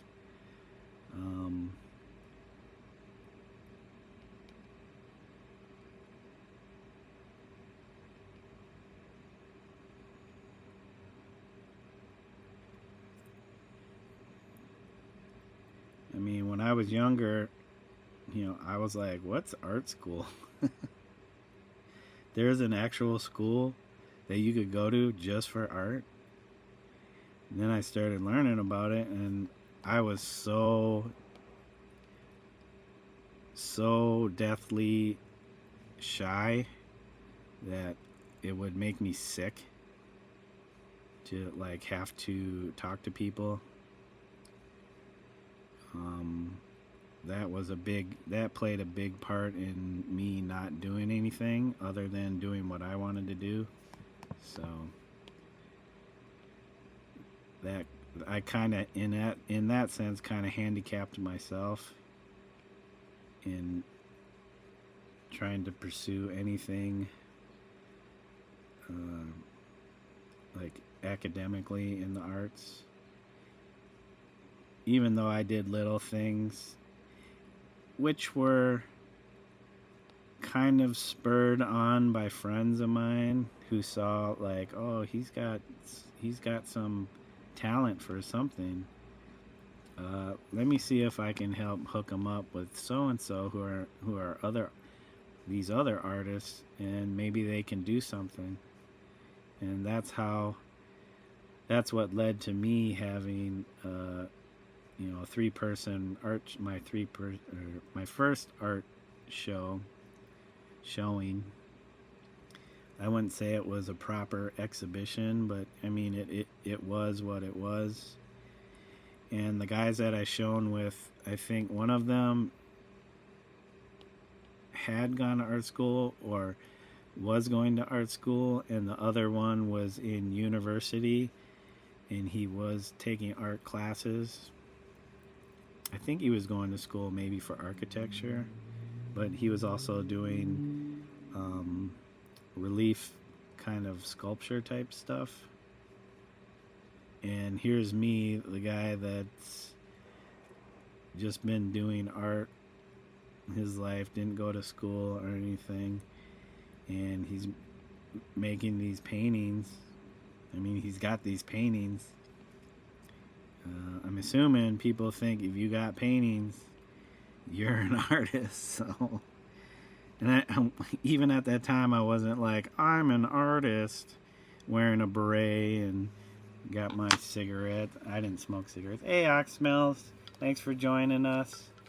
I'm doing okay. Just working on these illustrations, having a little convo with Laughing Girl about art school, and life as an artist.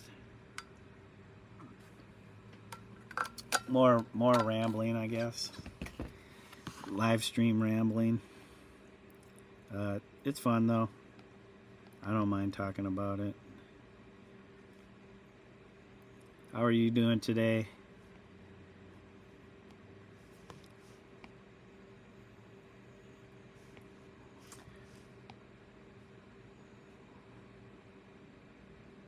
Yeah, I've had certain advantages as far as like developing, and I wouldn't say style, but my craft throughout my schooling years, my early years and high school years, that kind of informed what I do.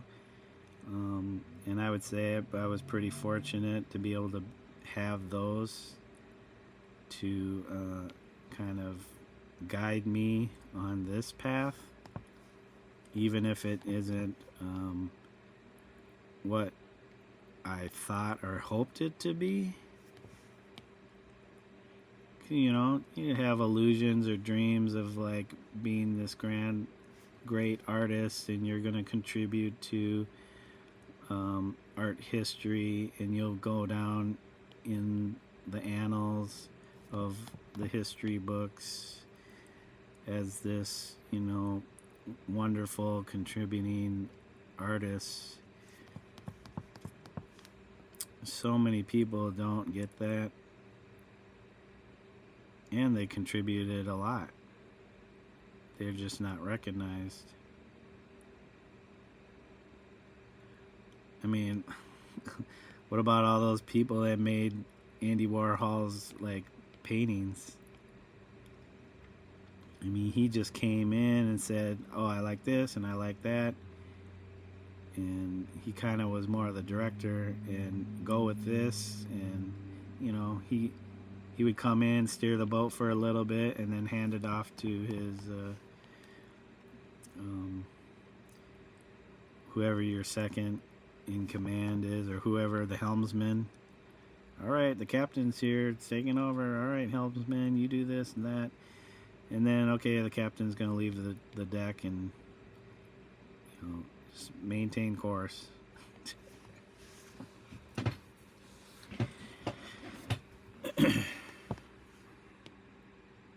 Jeez, I'm moving really slowly on these. Trying to get a certain quality of the line before I start hitting it with the big brush. Probably don't need to go this intense with these lines, but this is kind of how I do stuff.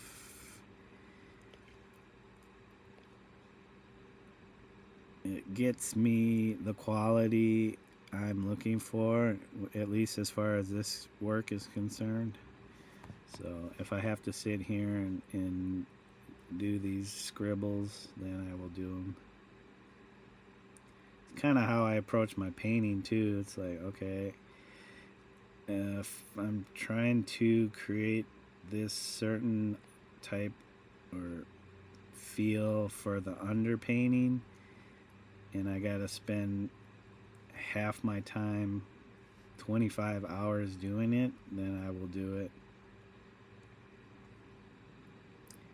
I'm that person that, I'm the helmsman. I'm the one that you come in and say, do this, do that. and stay on course. Not that person like that you're giving me the orders to. I would be Andy Warhol's assistant, doing all the work for him, getting none of the credit. But you did the work, but you followed the orders of the captain. But then you have people like George Condo, who did work for Warhol. I don't know if he mentioned that much early on in his career, but later, once he kind of found more success, that's one of the stories people are constantly asking him about. Or he's like, oh, you used to work for Warhol? And he's like, yeah, I don't even know if that dude remembered that I worked for him making his prints. But look at him now, he's like a wonderful, just creates these very interesting paintings. People will mimic his style, which I wonder if he would have said, oh, I had a style when he was doing that stuff. Or most likely he was just like, I'm doing this stuff. And people are like, oh, nice style.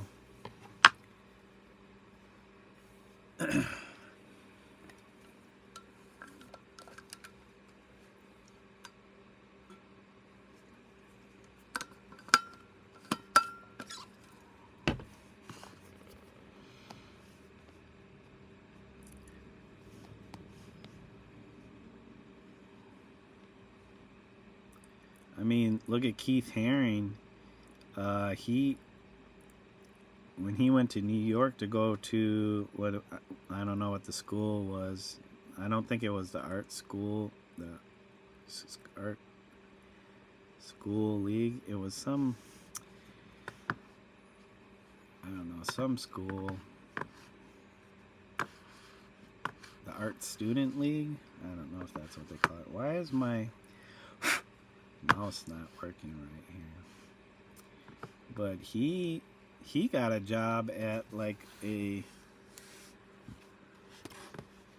oh, now I want to Google it, but I don't want to bring up a thing. I think he got a job at a prestigious like art gallery, and I think nobody knew that he made art while he was working there doing that job. And then he would, go do his thing,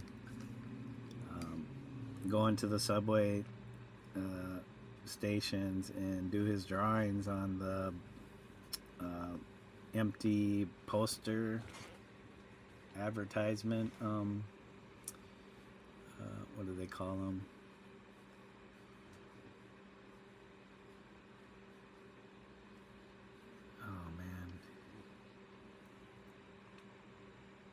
Whatever they put the posters in.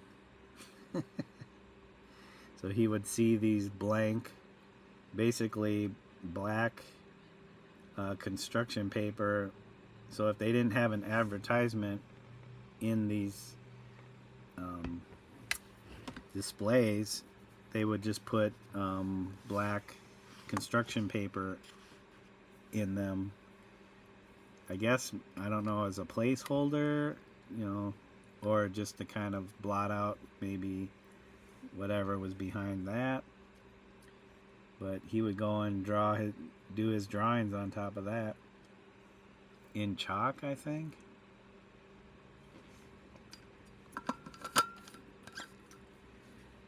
And then he started to grow his reputation as a street artist that way. And of course, you have the famous video much later on, after he's been, more widely recognized, of him being arrested in the subway station for doing it. I always wondered if that was like a, what do they call that?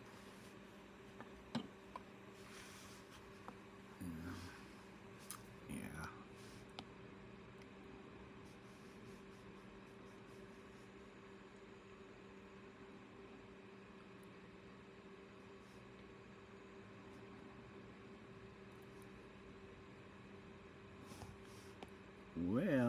think we're getting close to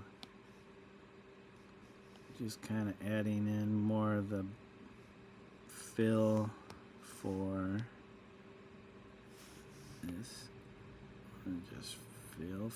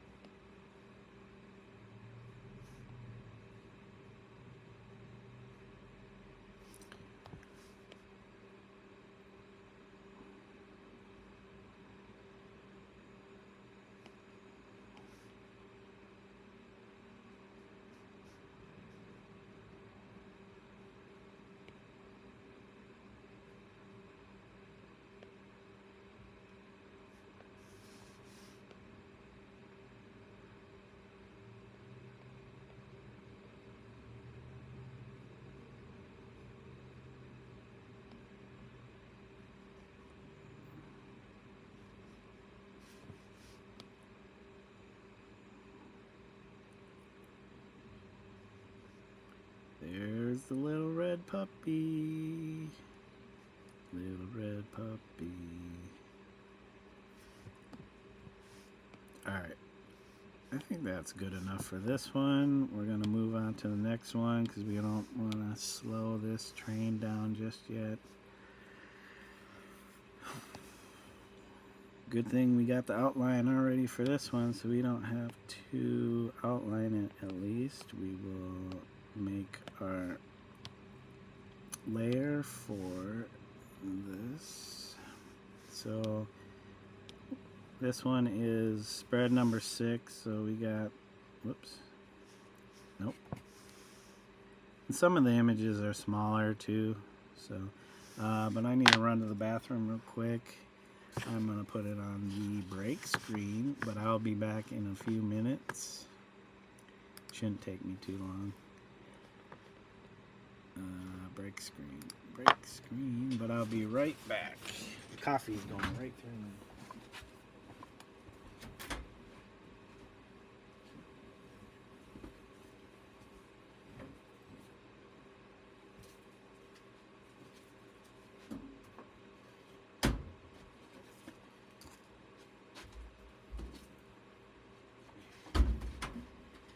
First, I will put my laundry in the dryer,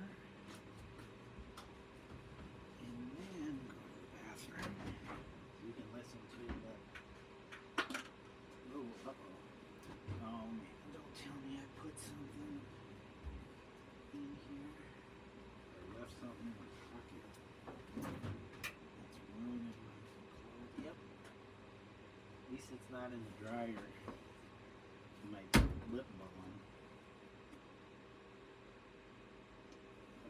which had already gone through the dryer.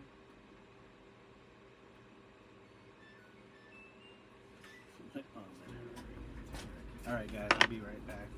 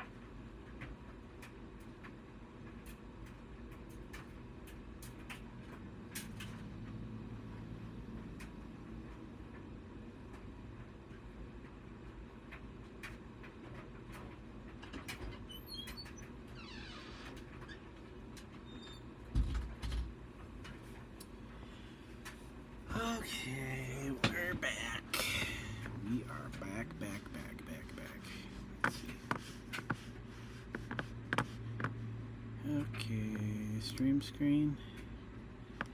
And let's see what's going on in the world of YouTube. Yeah, my obsession for a while now has been YouTube.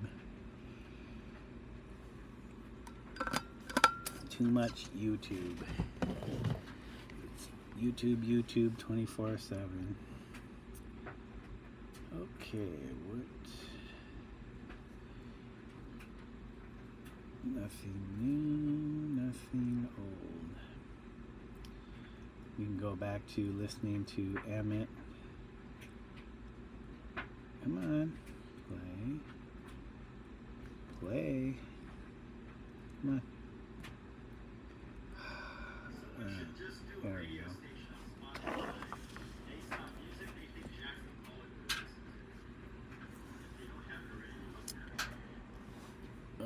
I forgot all about this camera right here next to my face. Okay.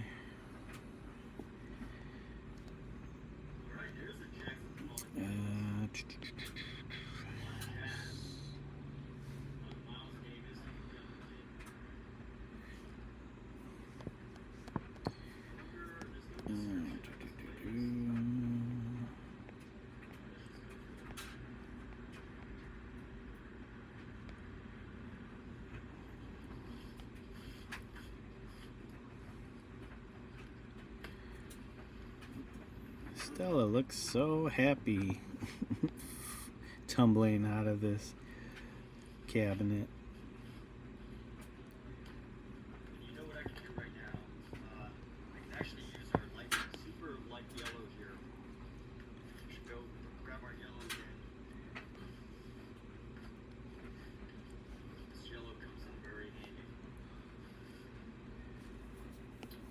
Try to find a good spot for this. It's funny, I have like the smell of thinner turpentine solvent on my hands from cleaning a brush earlier. Let's go.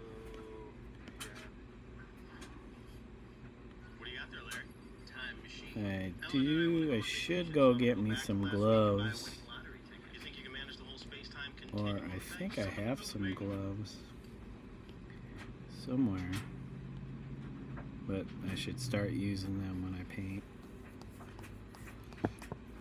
But I would like to get away from using Can't hear you. any solvent, I but can hear you, that's, but I can't hear you.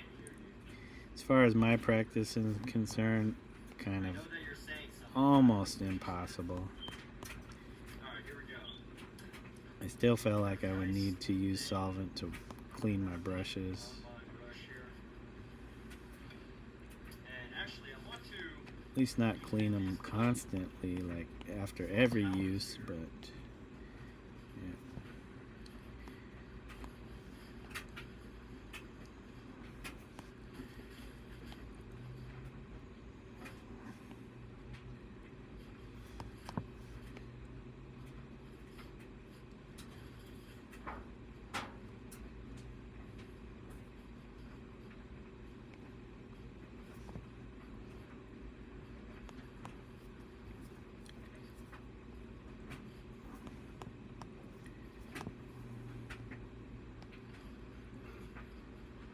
Let's grab this color again.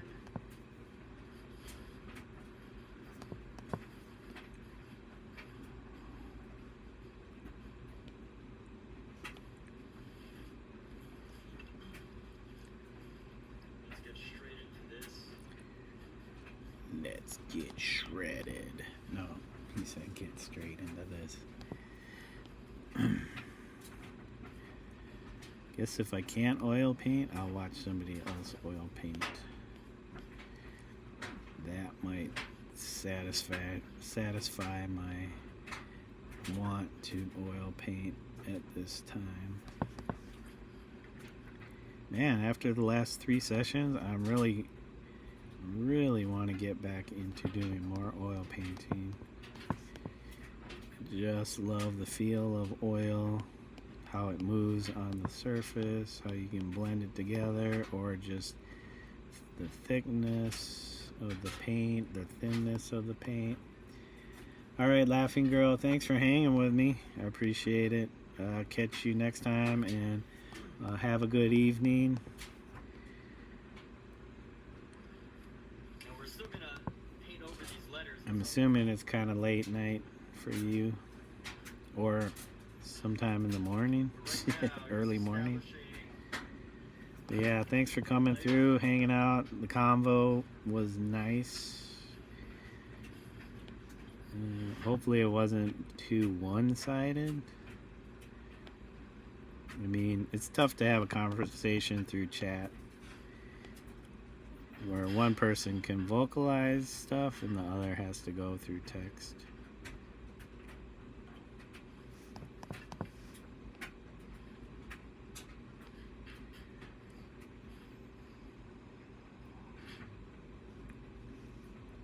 But I appreciate you being here.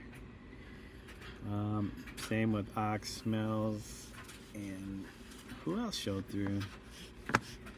Emmett showed up for a second to say hello. Yep. And Wendy. Yep, I'll just be chilling and working for I don't know how much longer until my wife gets off of work. Hey, Just Marie. It's good to see you. Thank you for joining the stream. We're just doing work on the illustrations this session. No oil painting. Not today. Even though I'd like to. I really would like to get back on that. But I need to finish these illustrations at least by the end of the week. Not end of this week, but by the end of a 7-day period.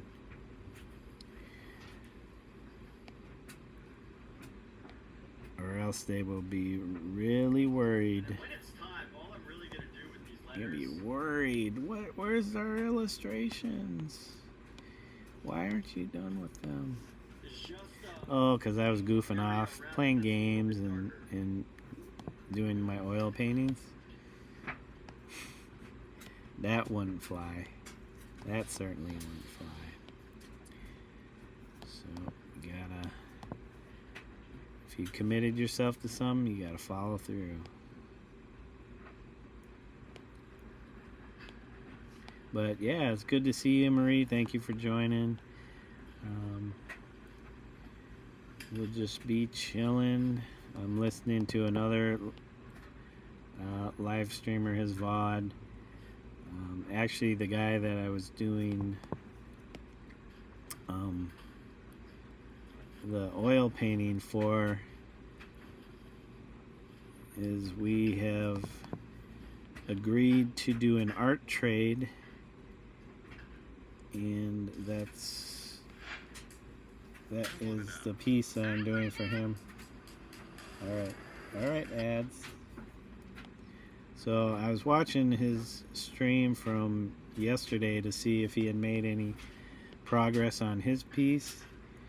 He did, but he is currently working on something else. So he must have been working on the piece to trade offline. let's see, I think we're about reaching the finale of this first layer.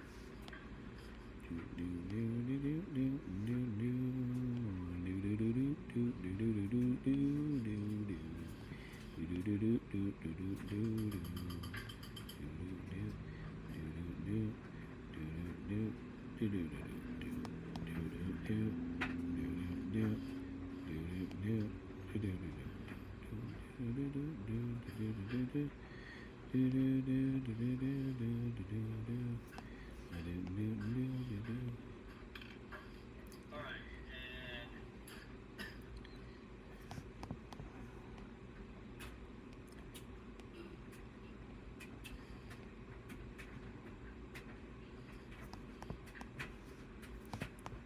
let's move into the body of our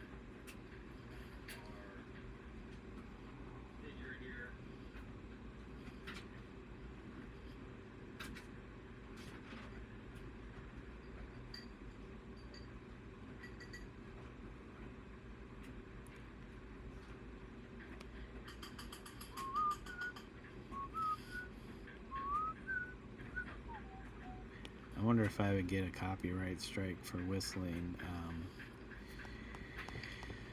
Oh man, what's his name's? Yeah, why can't I? I'm spacing the artist. I'm spacing the song. Still want to keep this fairly loose as far as our coloring goes. Marvin Gaye's. Jeez, can't remember the name of the song now. Super light stripes.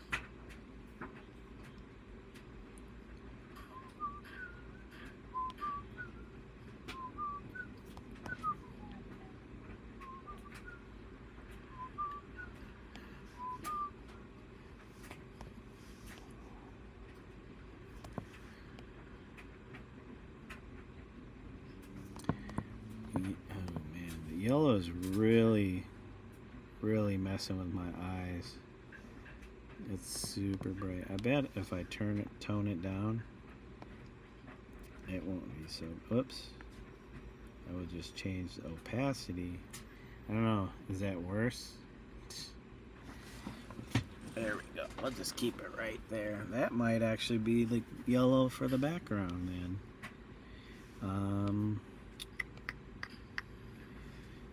We are on the right layer, so let's keep going. Going. And I'm just using this as like a base layer,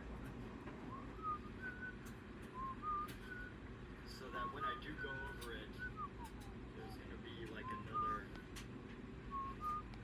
I want this blue Oh, to reflect. well, now I know what I want to listen to, but I don't want to turn off. I want to finish this.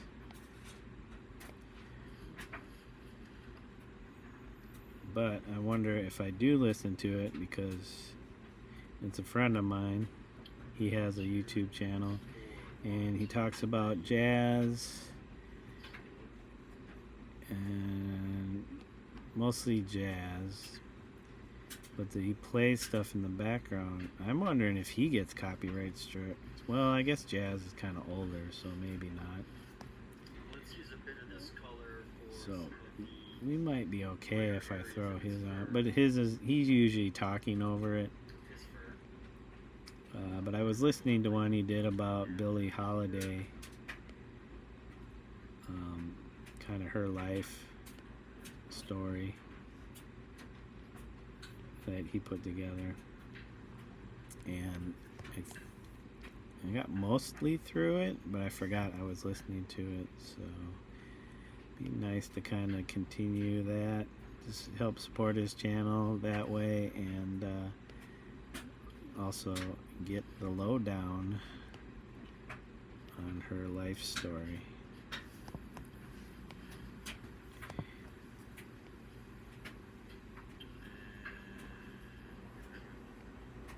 I chose to launch my business with legal Okay. They keep the process simple and efficient. Well, you ads go away.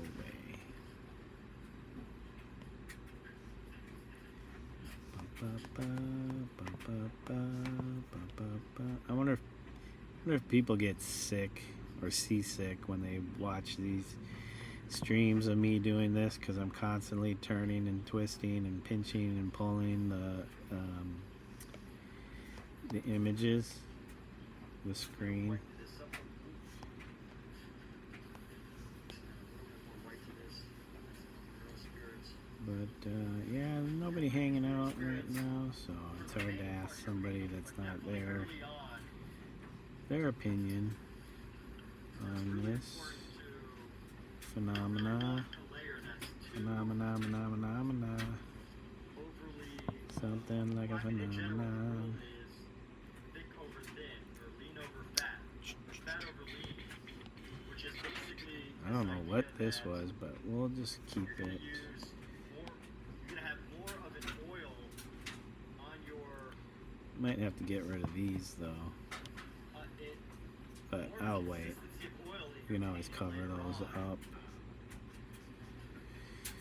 Stella is a fluffy As you dog. build on top, but the mineral spirits Very fluffy dog. I think she's smaller than this though. I always have a tendency to make her bigger. She's not a very big dog. Like a mini poodle or something? Mini poodle mix? Mini poodle. Poodly poodles. Puddles and poodles.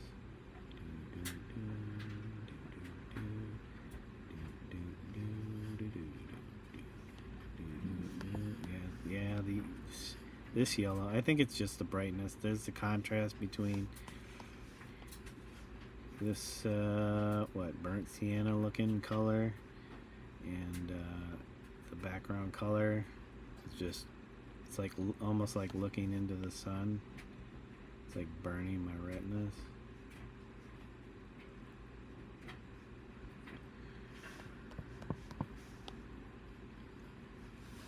Could be. Maybe I don't have enough lights on in the house or in this space right now.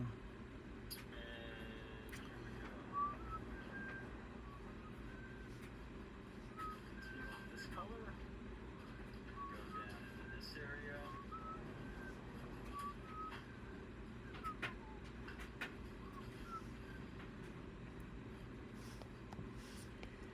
Don't worry guys, my streams will probably get a little more interesting.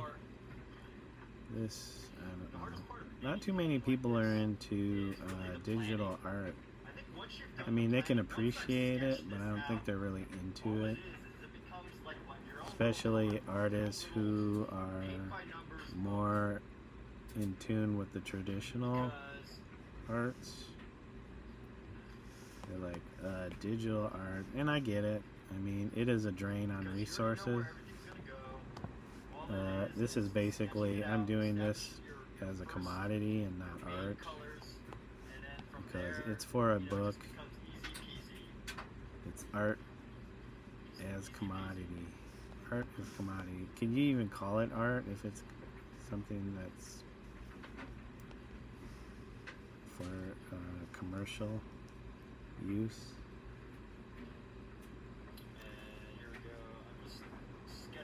Some of the parts of his fur that make him a unique cat.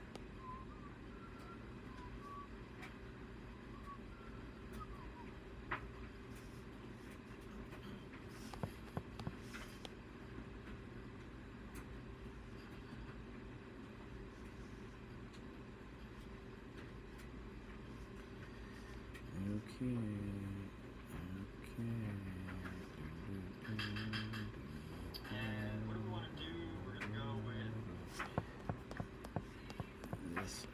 Here, it's probably getting hit more light. Let's go with the dark blue here. We're gonna grab our dark blue. So, what you're hearing in the background, that is Emmett Ferguson. He goes by Huzzah Creative. He said he was cool with me playing this on my live stream. I'm just watching him paint an image of a cat, an old cat of his, I think long passed away.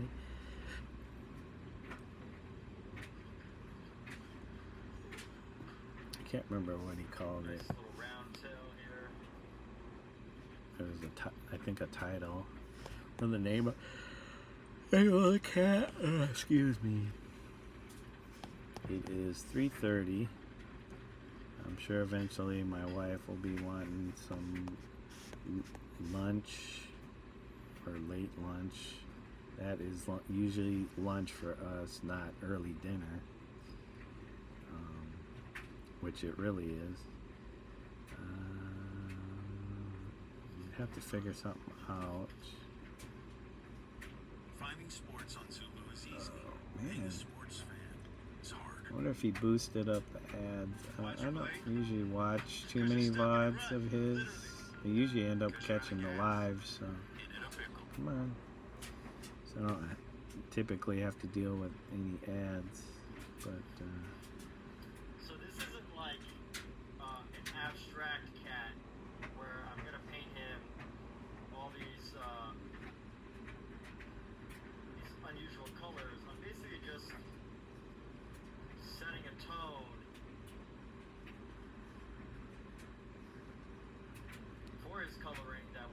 I start to paint over it with the actual colors,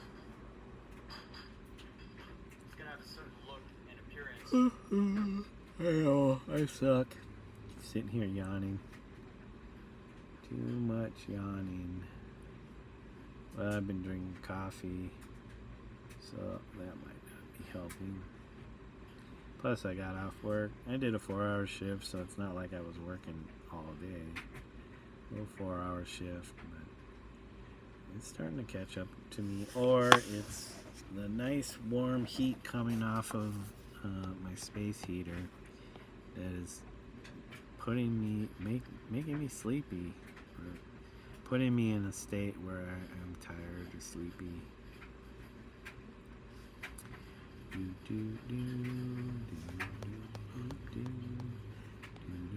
Let's go like this.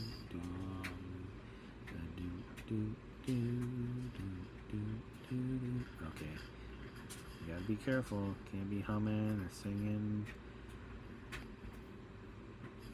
Get copyright struck. Don't copyright me. Please don't copyright me. Don't copyright strike me. Don't suspend my channel for using copyrighted material. Because we told you not to. And you didn't listen to us. Boop, boop, boop, boo-doo.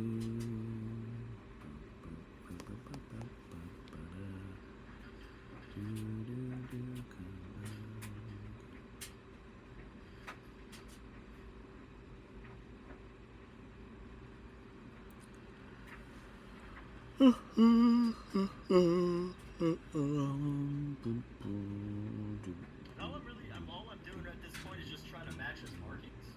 That's it. Just looking to match a lot of his markings.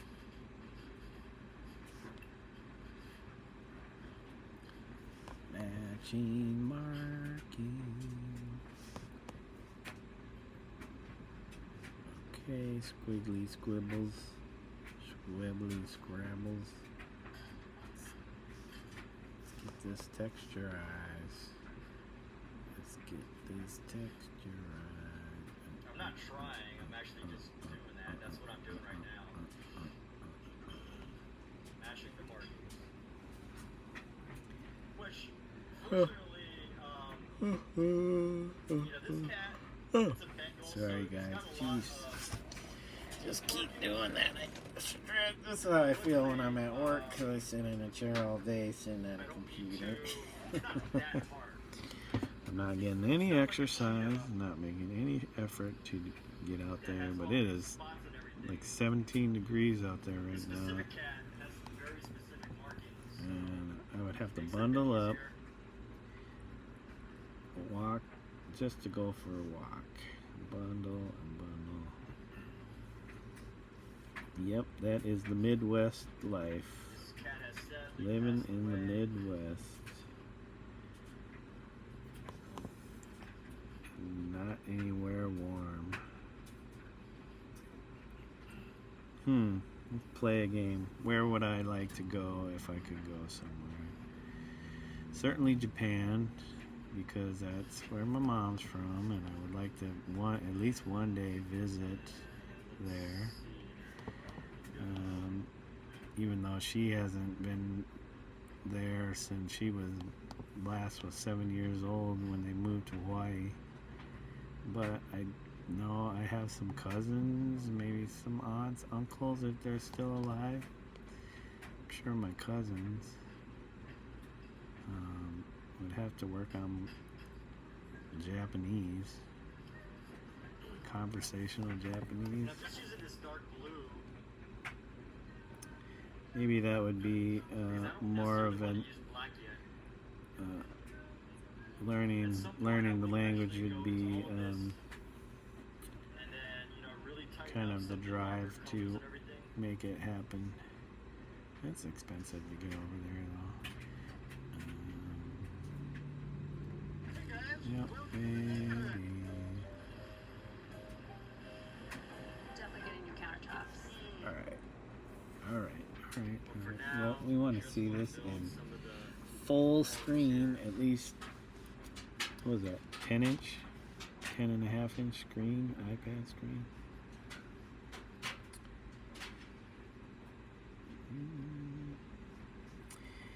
Sorry people if you're jumping in hoping to see me working on the oil painting.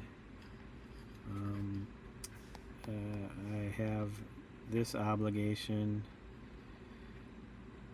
first. I need to finish before I can hop back on there. If I have any free time, and that's a big if, then I will try to do some oil painting.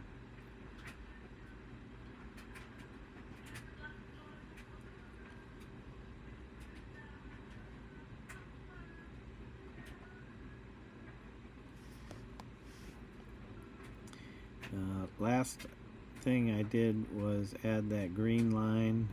If you haven't seen it, just go back to what is it? And I would say that these are probably Art the main trade markings that I really painting have to, session work on. 2, part 2, part due. Was it that one? Yep. Part due. Excuse me, thank you. Part due. Part da. De. Do.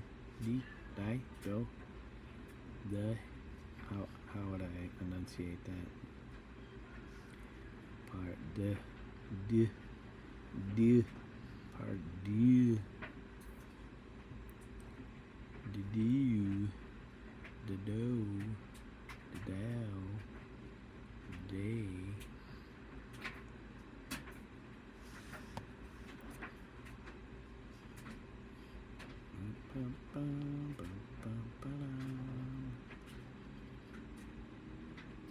This really loose. Probably like, what is he doing here? I am putting in, trying to create a certain texture, feel for fur. Smaller brushes. Oh man, well hey, thanks for, I don't know when you said that, I haven't looked at the window in a while, but yeah, hey, thank you for sharing some of your thoughts and how you feel. Yeah, small brushes are fun. I mean, I'm using it right now just for this specific detail. And again, like, this is a totally different than I usually paint. Yeah, totally different than the way I usually paint. So I'm doing this as a portrait for someone whose cat has died. Oh, it wasn't his cat. It was somebody else's cat. Okay. They were an iconic pet. This director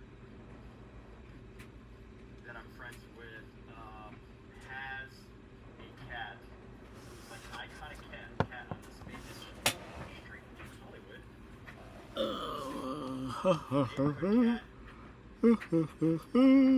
And basically he had passed, so I was hired to do this project here. And as of right now, the main thing that I'm working on is to just capture some of his markings. Alright guys, I'm having one of those moments where I like space off because I'm tired Just capture some of and his beautiful markings. just want to take a nap. I feel like if I took like a 10 to 15 minute nap and woke up, I would be so refreshed.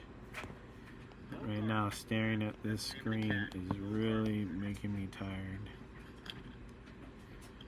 And you might see me just stop mid line, scribble, and just kind of sit there, or you'll see the pencil just kind of like Named after Humphrey Bogart. This director was a big fan of Hollywood's So I have the next couple of days where I just work 4-hour shifts. Tomorrow I'm working 3 to 7 p.m. So I will have some time in the morning to work on stuff too. I will just keep working on these drawings. These digital drawings, yes, they're drawings. Are they paintings? Yeah. Yes, you'd be painting with light, but definitely more drawing like. Actually, you know what? I could still use this glue a little bit further for the top of the head here. This ear is probably a little bit too big. I can still modify the size of this ear. But let's go.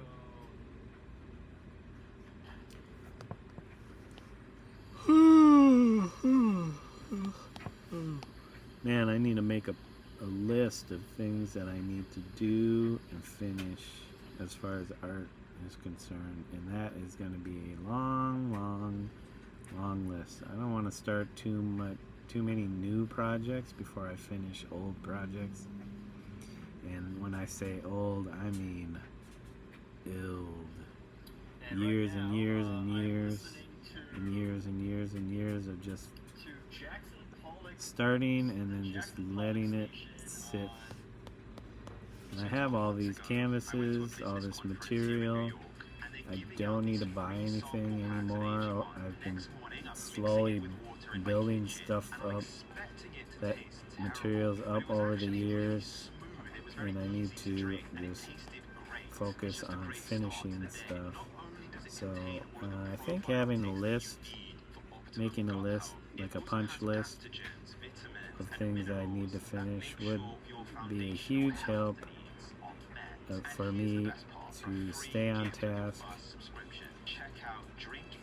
And right now this is the task that I need to complete. But yeah, after this,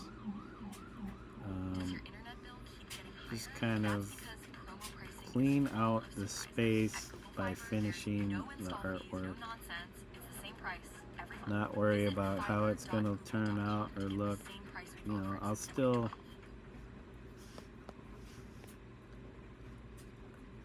I still have my level of quality that I want to adhere to,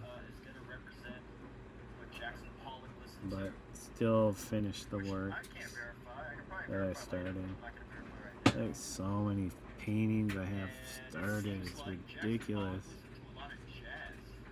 And they're all in my head, like screaming to be finished. You're not gonna go anywhere, move anywhere until you, and I mean in a metaphorical sense, but also literal, until you finish them. Is that me or? Yep, I think that's me. Old fire trucks. Make a nice way around. Yeah, I have a lot of stuff. Like, I think I showed some people some stuff last night. That's the cat's meow. Yes, this is the cat's meow. Some finished, some unfinished that are close to completion. If I would just buckle down, sit down, and kind of just finish it. A bunch of small canvases, but also some large stuff too. So that's kind of why I'm excited to kind of get back into the oil painting, is I have more than a few large canvases, like I mean large, in my garage with stuff kind of started on it to create an underpainting. Comic markers.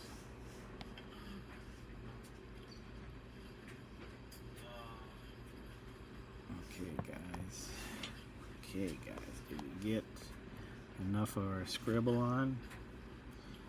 Did we get enough of our scrabble? Scribble, dabble.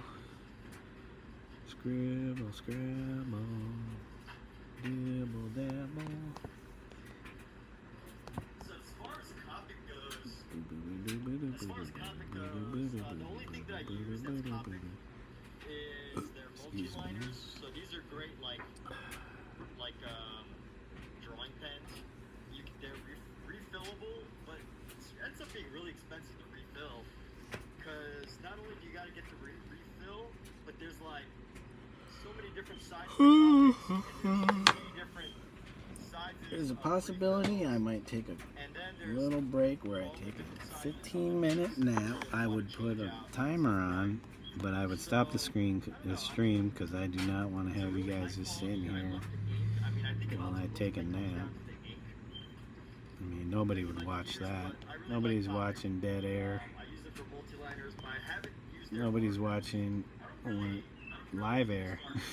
It's got to be interesting air. It can't just be live streaming. It's got to be somewhat interesting. It has to, you know, grab somebody's attention. I don't know what brand this is. I can't remember. I wish they said their brand names. Oh yeah, Pentel. So these are usually Pentel brush pens. That's what I usually use as far as brushes go. Brush pens. The repetitiveness of just scribbling is putting me to sleep. It's like listening to water running. And actually, I have one set of markers, and that one set of markers is actually a Crayola. I have these Crayola black markers, and I only got the color black in this marker set because I tried to audition for it's not an audition, it was a tryout, I guess you would call it. A tryout to apply for this caricature job, which I did not get. But hey, I'm not too upset about it. Let me see something here. It's probably for the best. Make sure Personally, I felt like my caricatures were very unique. oh, I forgot I need to do is I need to plug this in so it charges. Yeah. You like that brush pen as well? Base plus size. Thanks so much, man. Okay, Thanks so much. okay. Oh, okay. Our guy Travis Prince is live. I wonder if he's painting or gaming. Just building up the details on our cat here. Building up some of the details. And eventually, I haven't finished the project that I started with Omizu yesterday, but Okay. I think at some point tonight, I don't know, depends on how far I get with this. Can't see my chat on this small screen, but We'll see. We shall see. it's like there's been a few of you coming through. Where would it tell me anything? Alright, we'll have Travis on.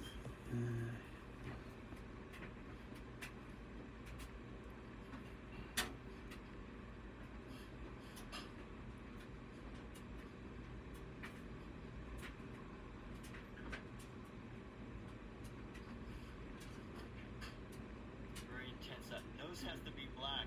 Yes or no?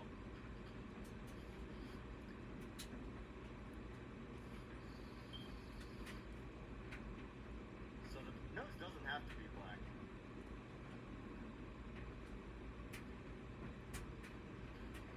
I have a lot of day jobs.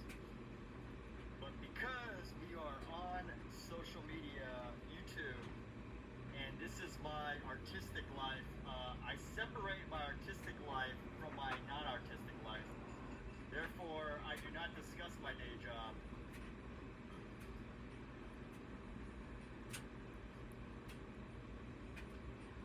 But I used to work in sales. That's all I'll say. In my non-artistic life, I usually work in sales. But I won't go into further discussion. Alright, more coffee. I got the coffee.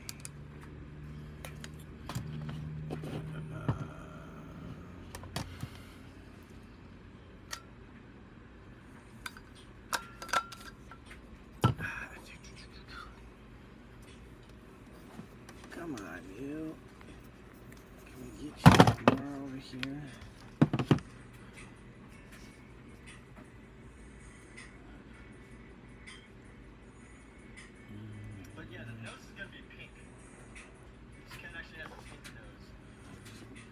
Okay. I think they're Jack there in the back. Okay. All right. Okay, stop messing around. Quit playing around.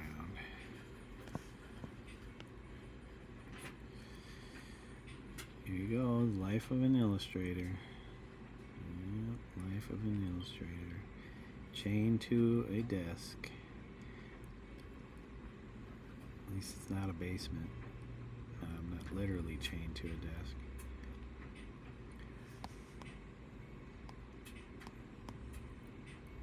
Okay, so we're probably ready for the bigger brush. Come in and kind of clean some of those little areas. Just flatten them out a little more. Mode of attack here.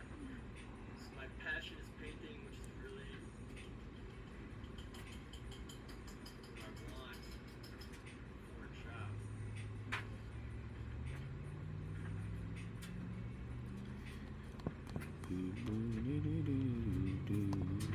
So she's upside down, so the lights come here, here. Whether it's a job or not, I don't necessarily need painting as a job, but I need painting.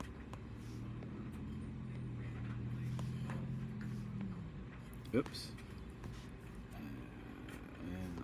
Some of these lines I'm going to try and get rid of, but not just yet. Here's what I'm going to do now. I'm going to go in with a different color now.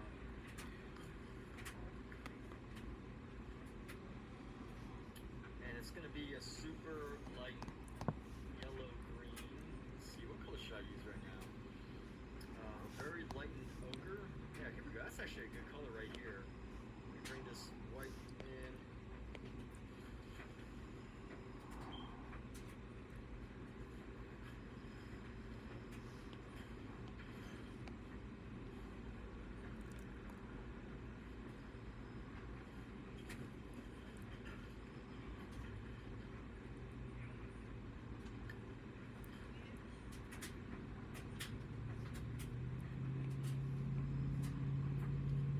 Try to use this for some of the body colors here. Hey, what's up, Dondrell? Good to see you, brother, man. I hope you weren't offended by the stuff in your live. I wasn't trying to avoid you. Just busy with work and We don't talk the about wife how and to lunch. slice on this channel,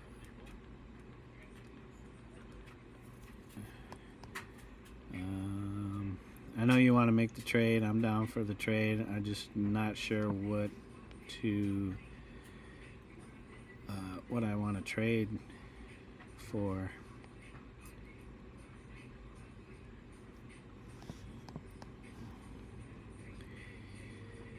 Ghosty on stream. On stream ghosting. Yeah, I just haven't seen something that's like, just like with that piece that I got. That thing like grabbed my attention right away when I saw it on your stream. So I was like, oh, dude, I would like that. Like I said, just would have to be the right piece that is grabbing my attention.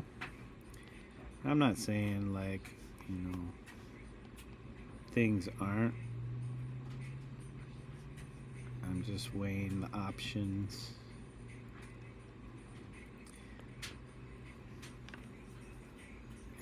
You will wait. Yeah, I don't want to be like, hey, can you send me your whole catalog of work so I can like look through it to find the right piece? I don't want to make you do all this extra work just for a trade.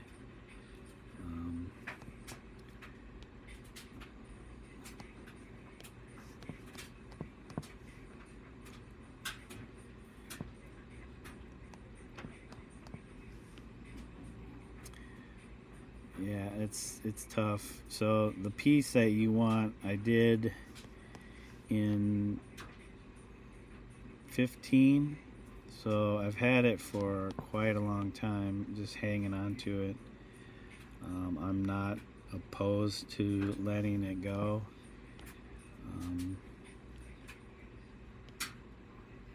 And it doesn't really have,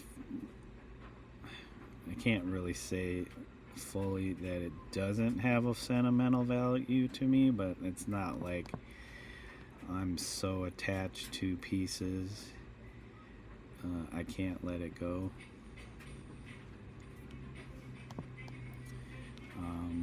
Like I said, it just has to be the right thing, because I just don't want to be like, oh yeah, let's just trade for that, and then I get salty that I traded it away.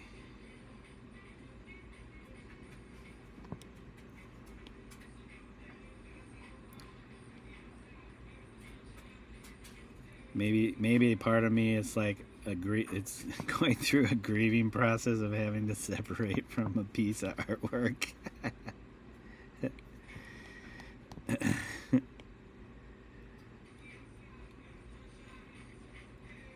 It's like I'm working up to being able to let it go.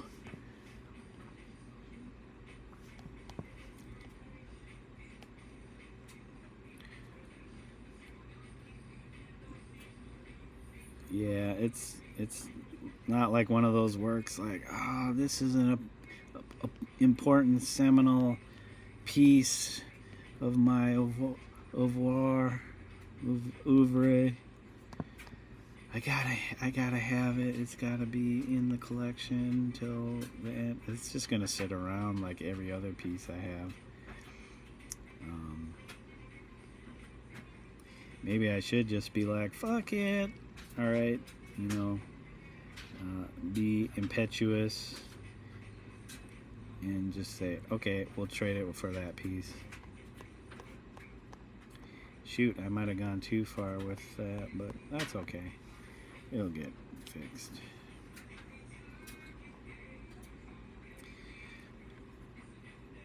Plus, I don't want to be like, oh yeah, you know that huge piece? That one that's going to cost you way more than to ship? Yeah, I want that one. Oh yeah, my piece is definitely like, yeah, that's the value, you know. No, I don't want to do that either. What did I just do?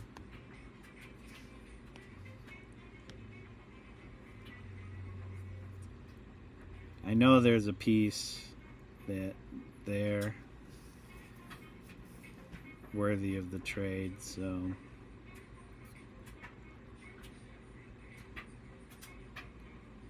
I did like the piece you were doing today.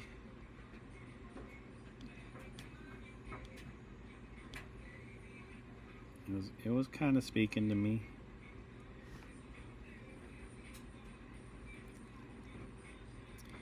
Yeah, I hate putting like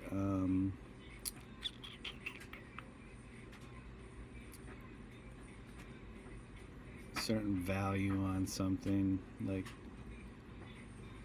or like this is worth more than that, or it's not worth as much as this other thing. But it's hard to get away from that too.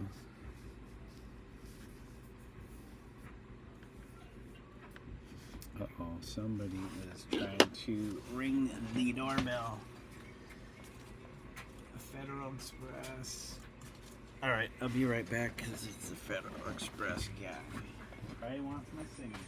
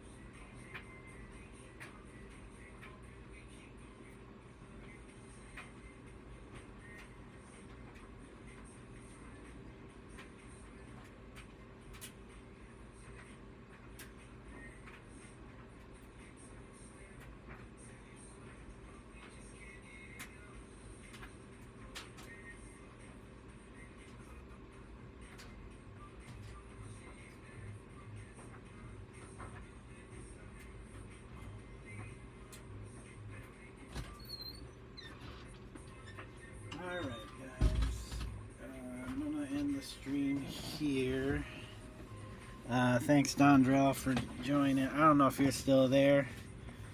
Yeah, I don't know how to resolve this. Like, which piece do I want? It's like option paralysis. Come on. But yeah, if you're still there, I definitely want to do this.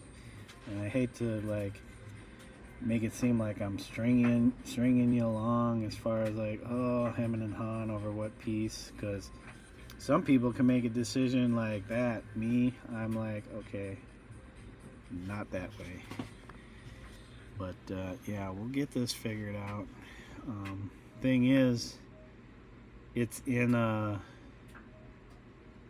frame that I built for it, and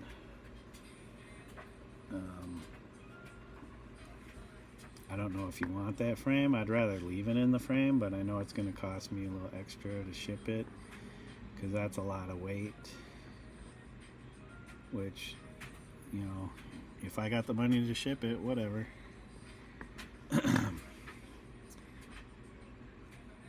Or I could just put some other rando frame on it, which would be a little lighter. But yeah, it's kind of already in its frame, but yeah, it's definitely a heavy duty kind of frame I built for it.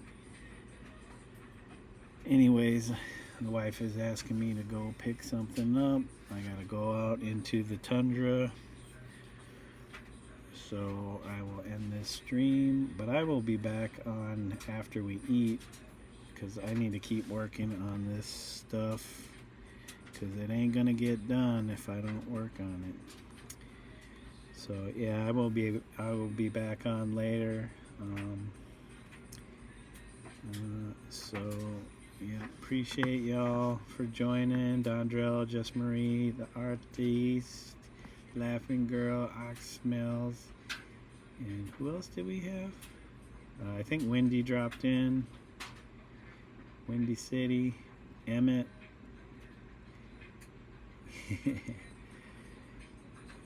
Yeah, and everybody else that you know, just been hanging out with me, checking out what I'm doing. Sorry guys, I know it's not the oil painting stream. I think those definitely get more views, people coming in. I don't know if it's more exciting than me working digitally, but for now, I have to get this done. I keep reiterating this point, because I have 7 days to get it all done, and I'm going to be doing a lot of this and working at my day job and taking care of my wife and the dog and the cats. So I will have not much time for anything else, but if I can squeeze it in, I will squeeze in some more oil painting. But if it has to wait till after the 7 days, then it will have to wait. Alright guys, thanks for joining. I hope you have a good evening, morning, or afternoon, wherever you're at in the world. You be safe, take care, love you guys, and until next time,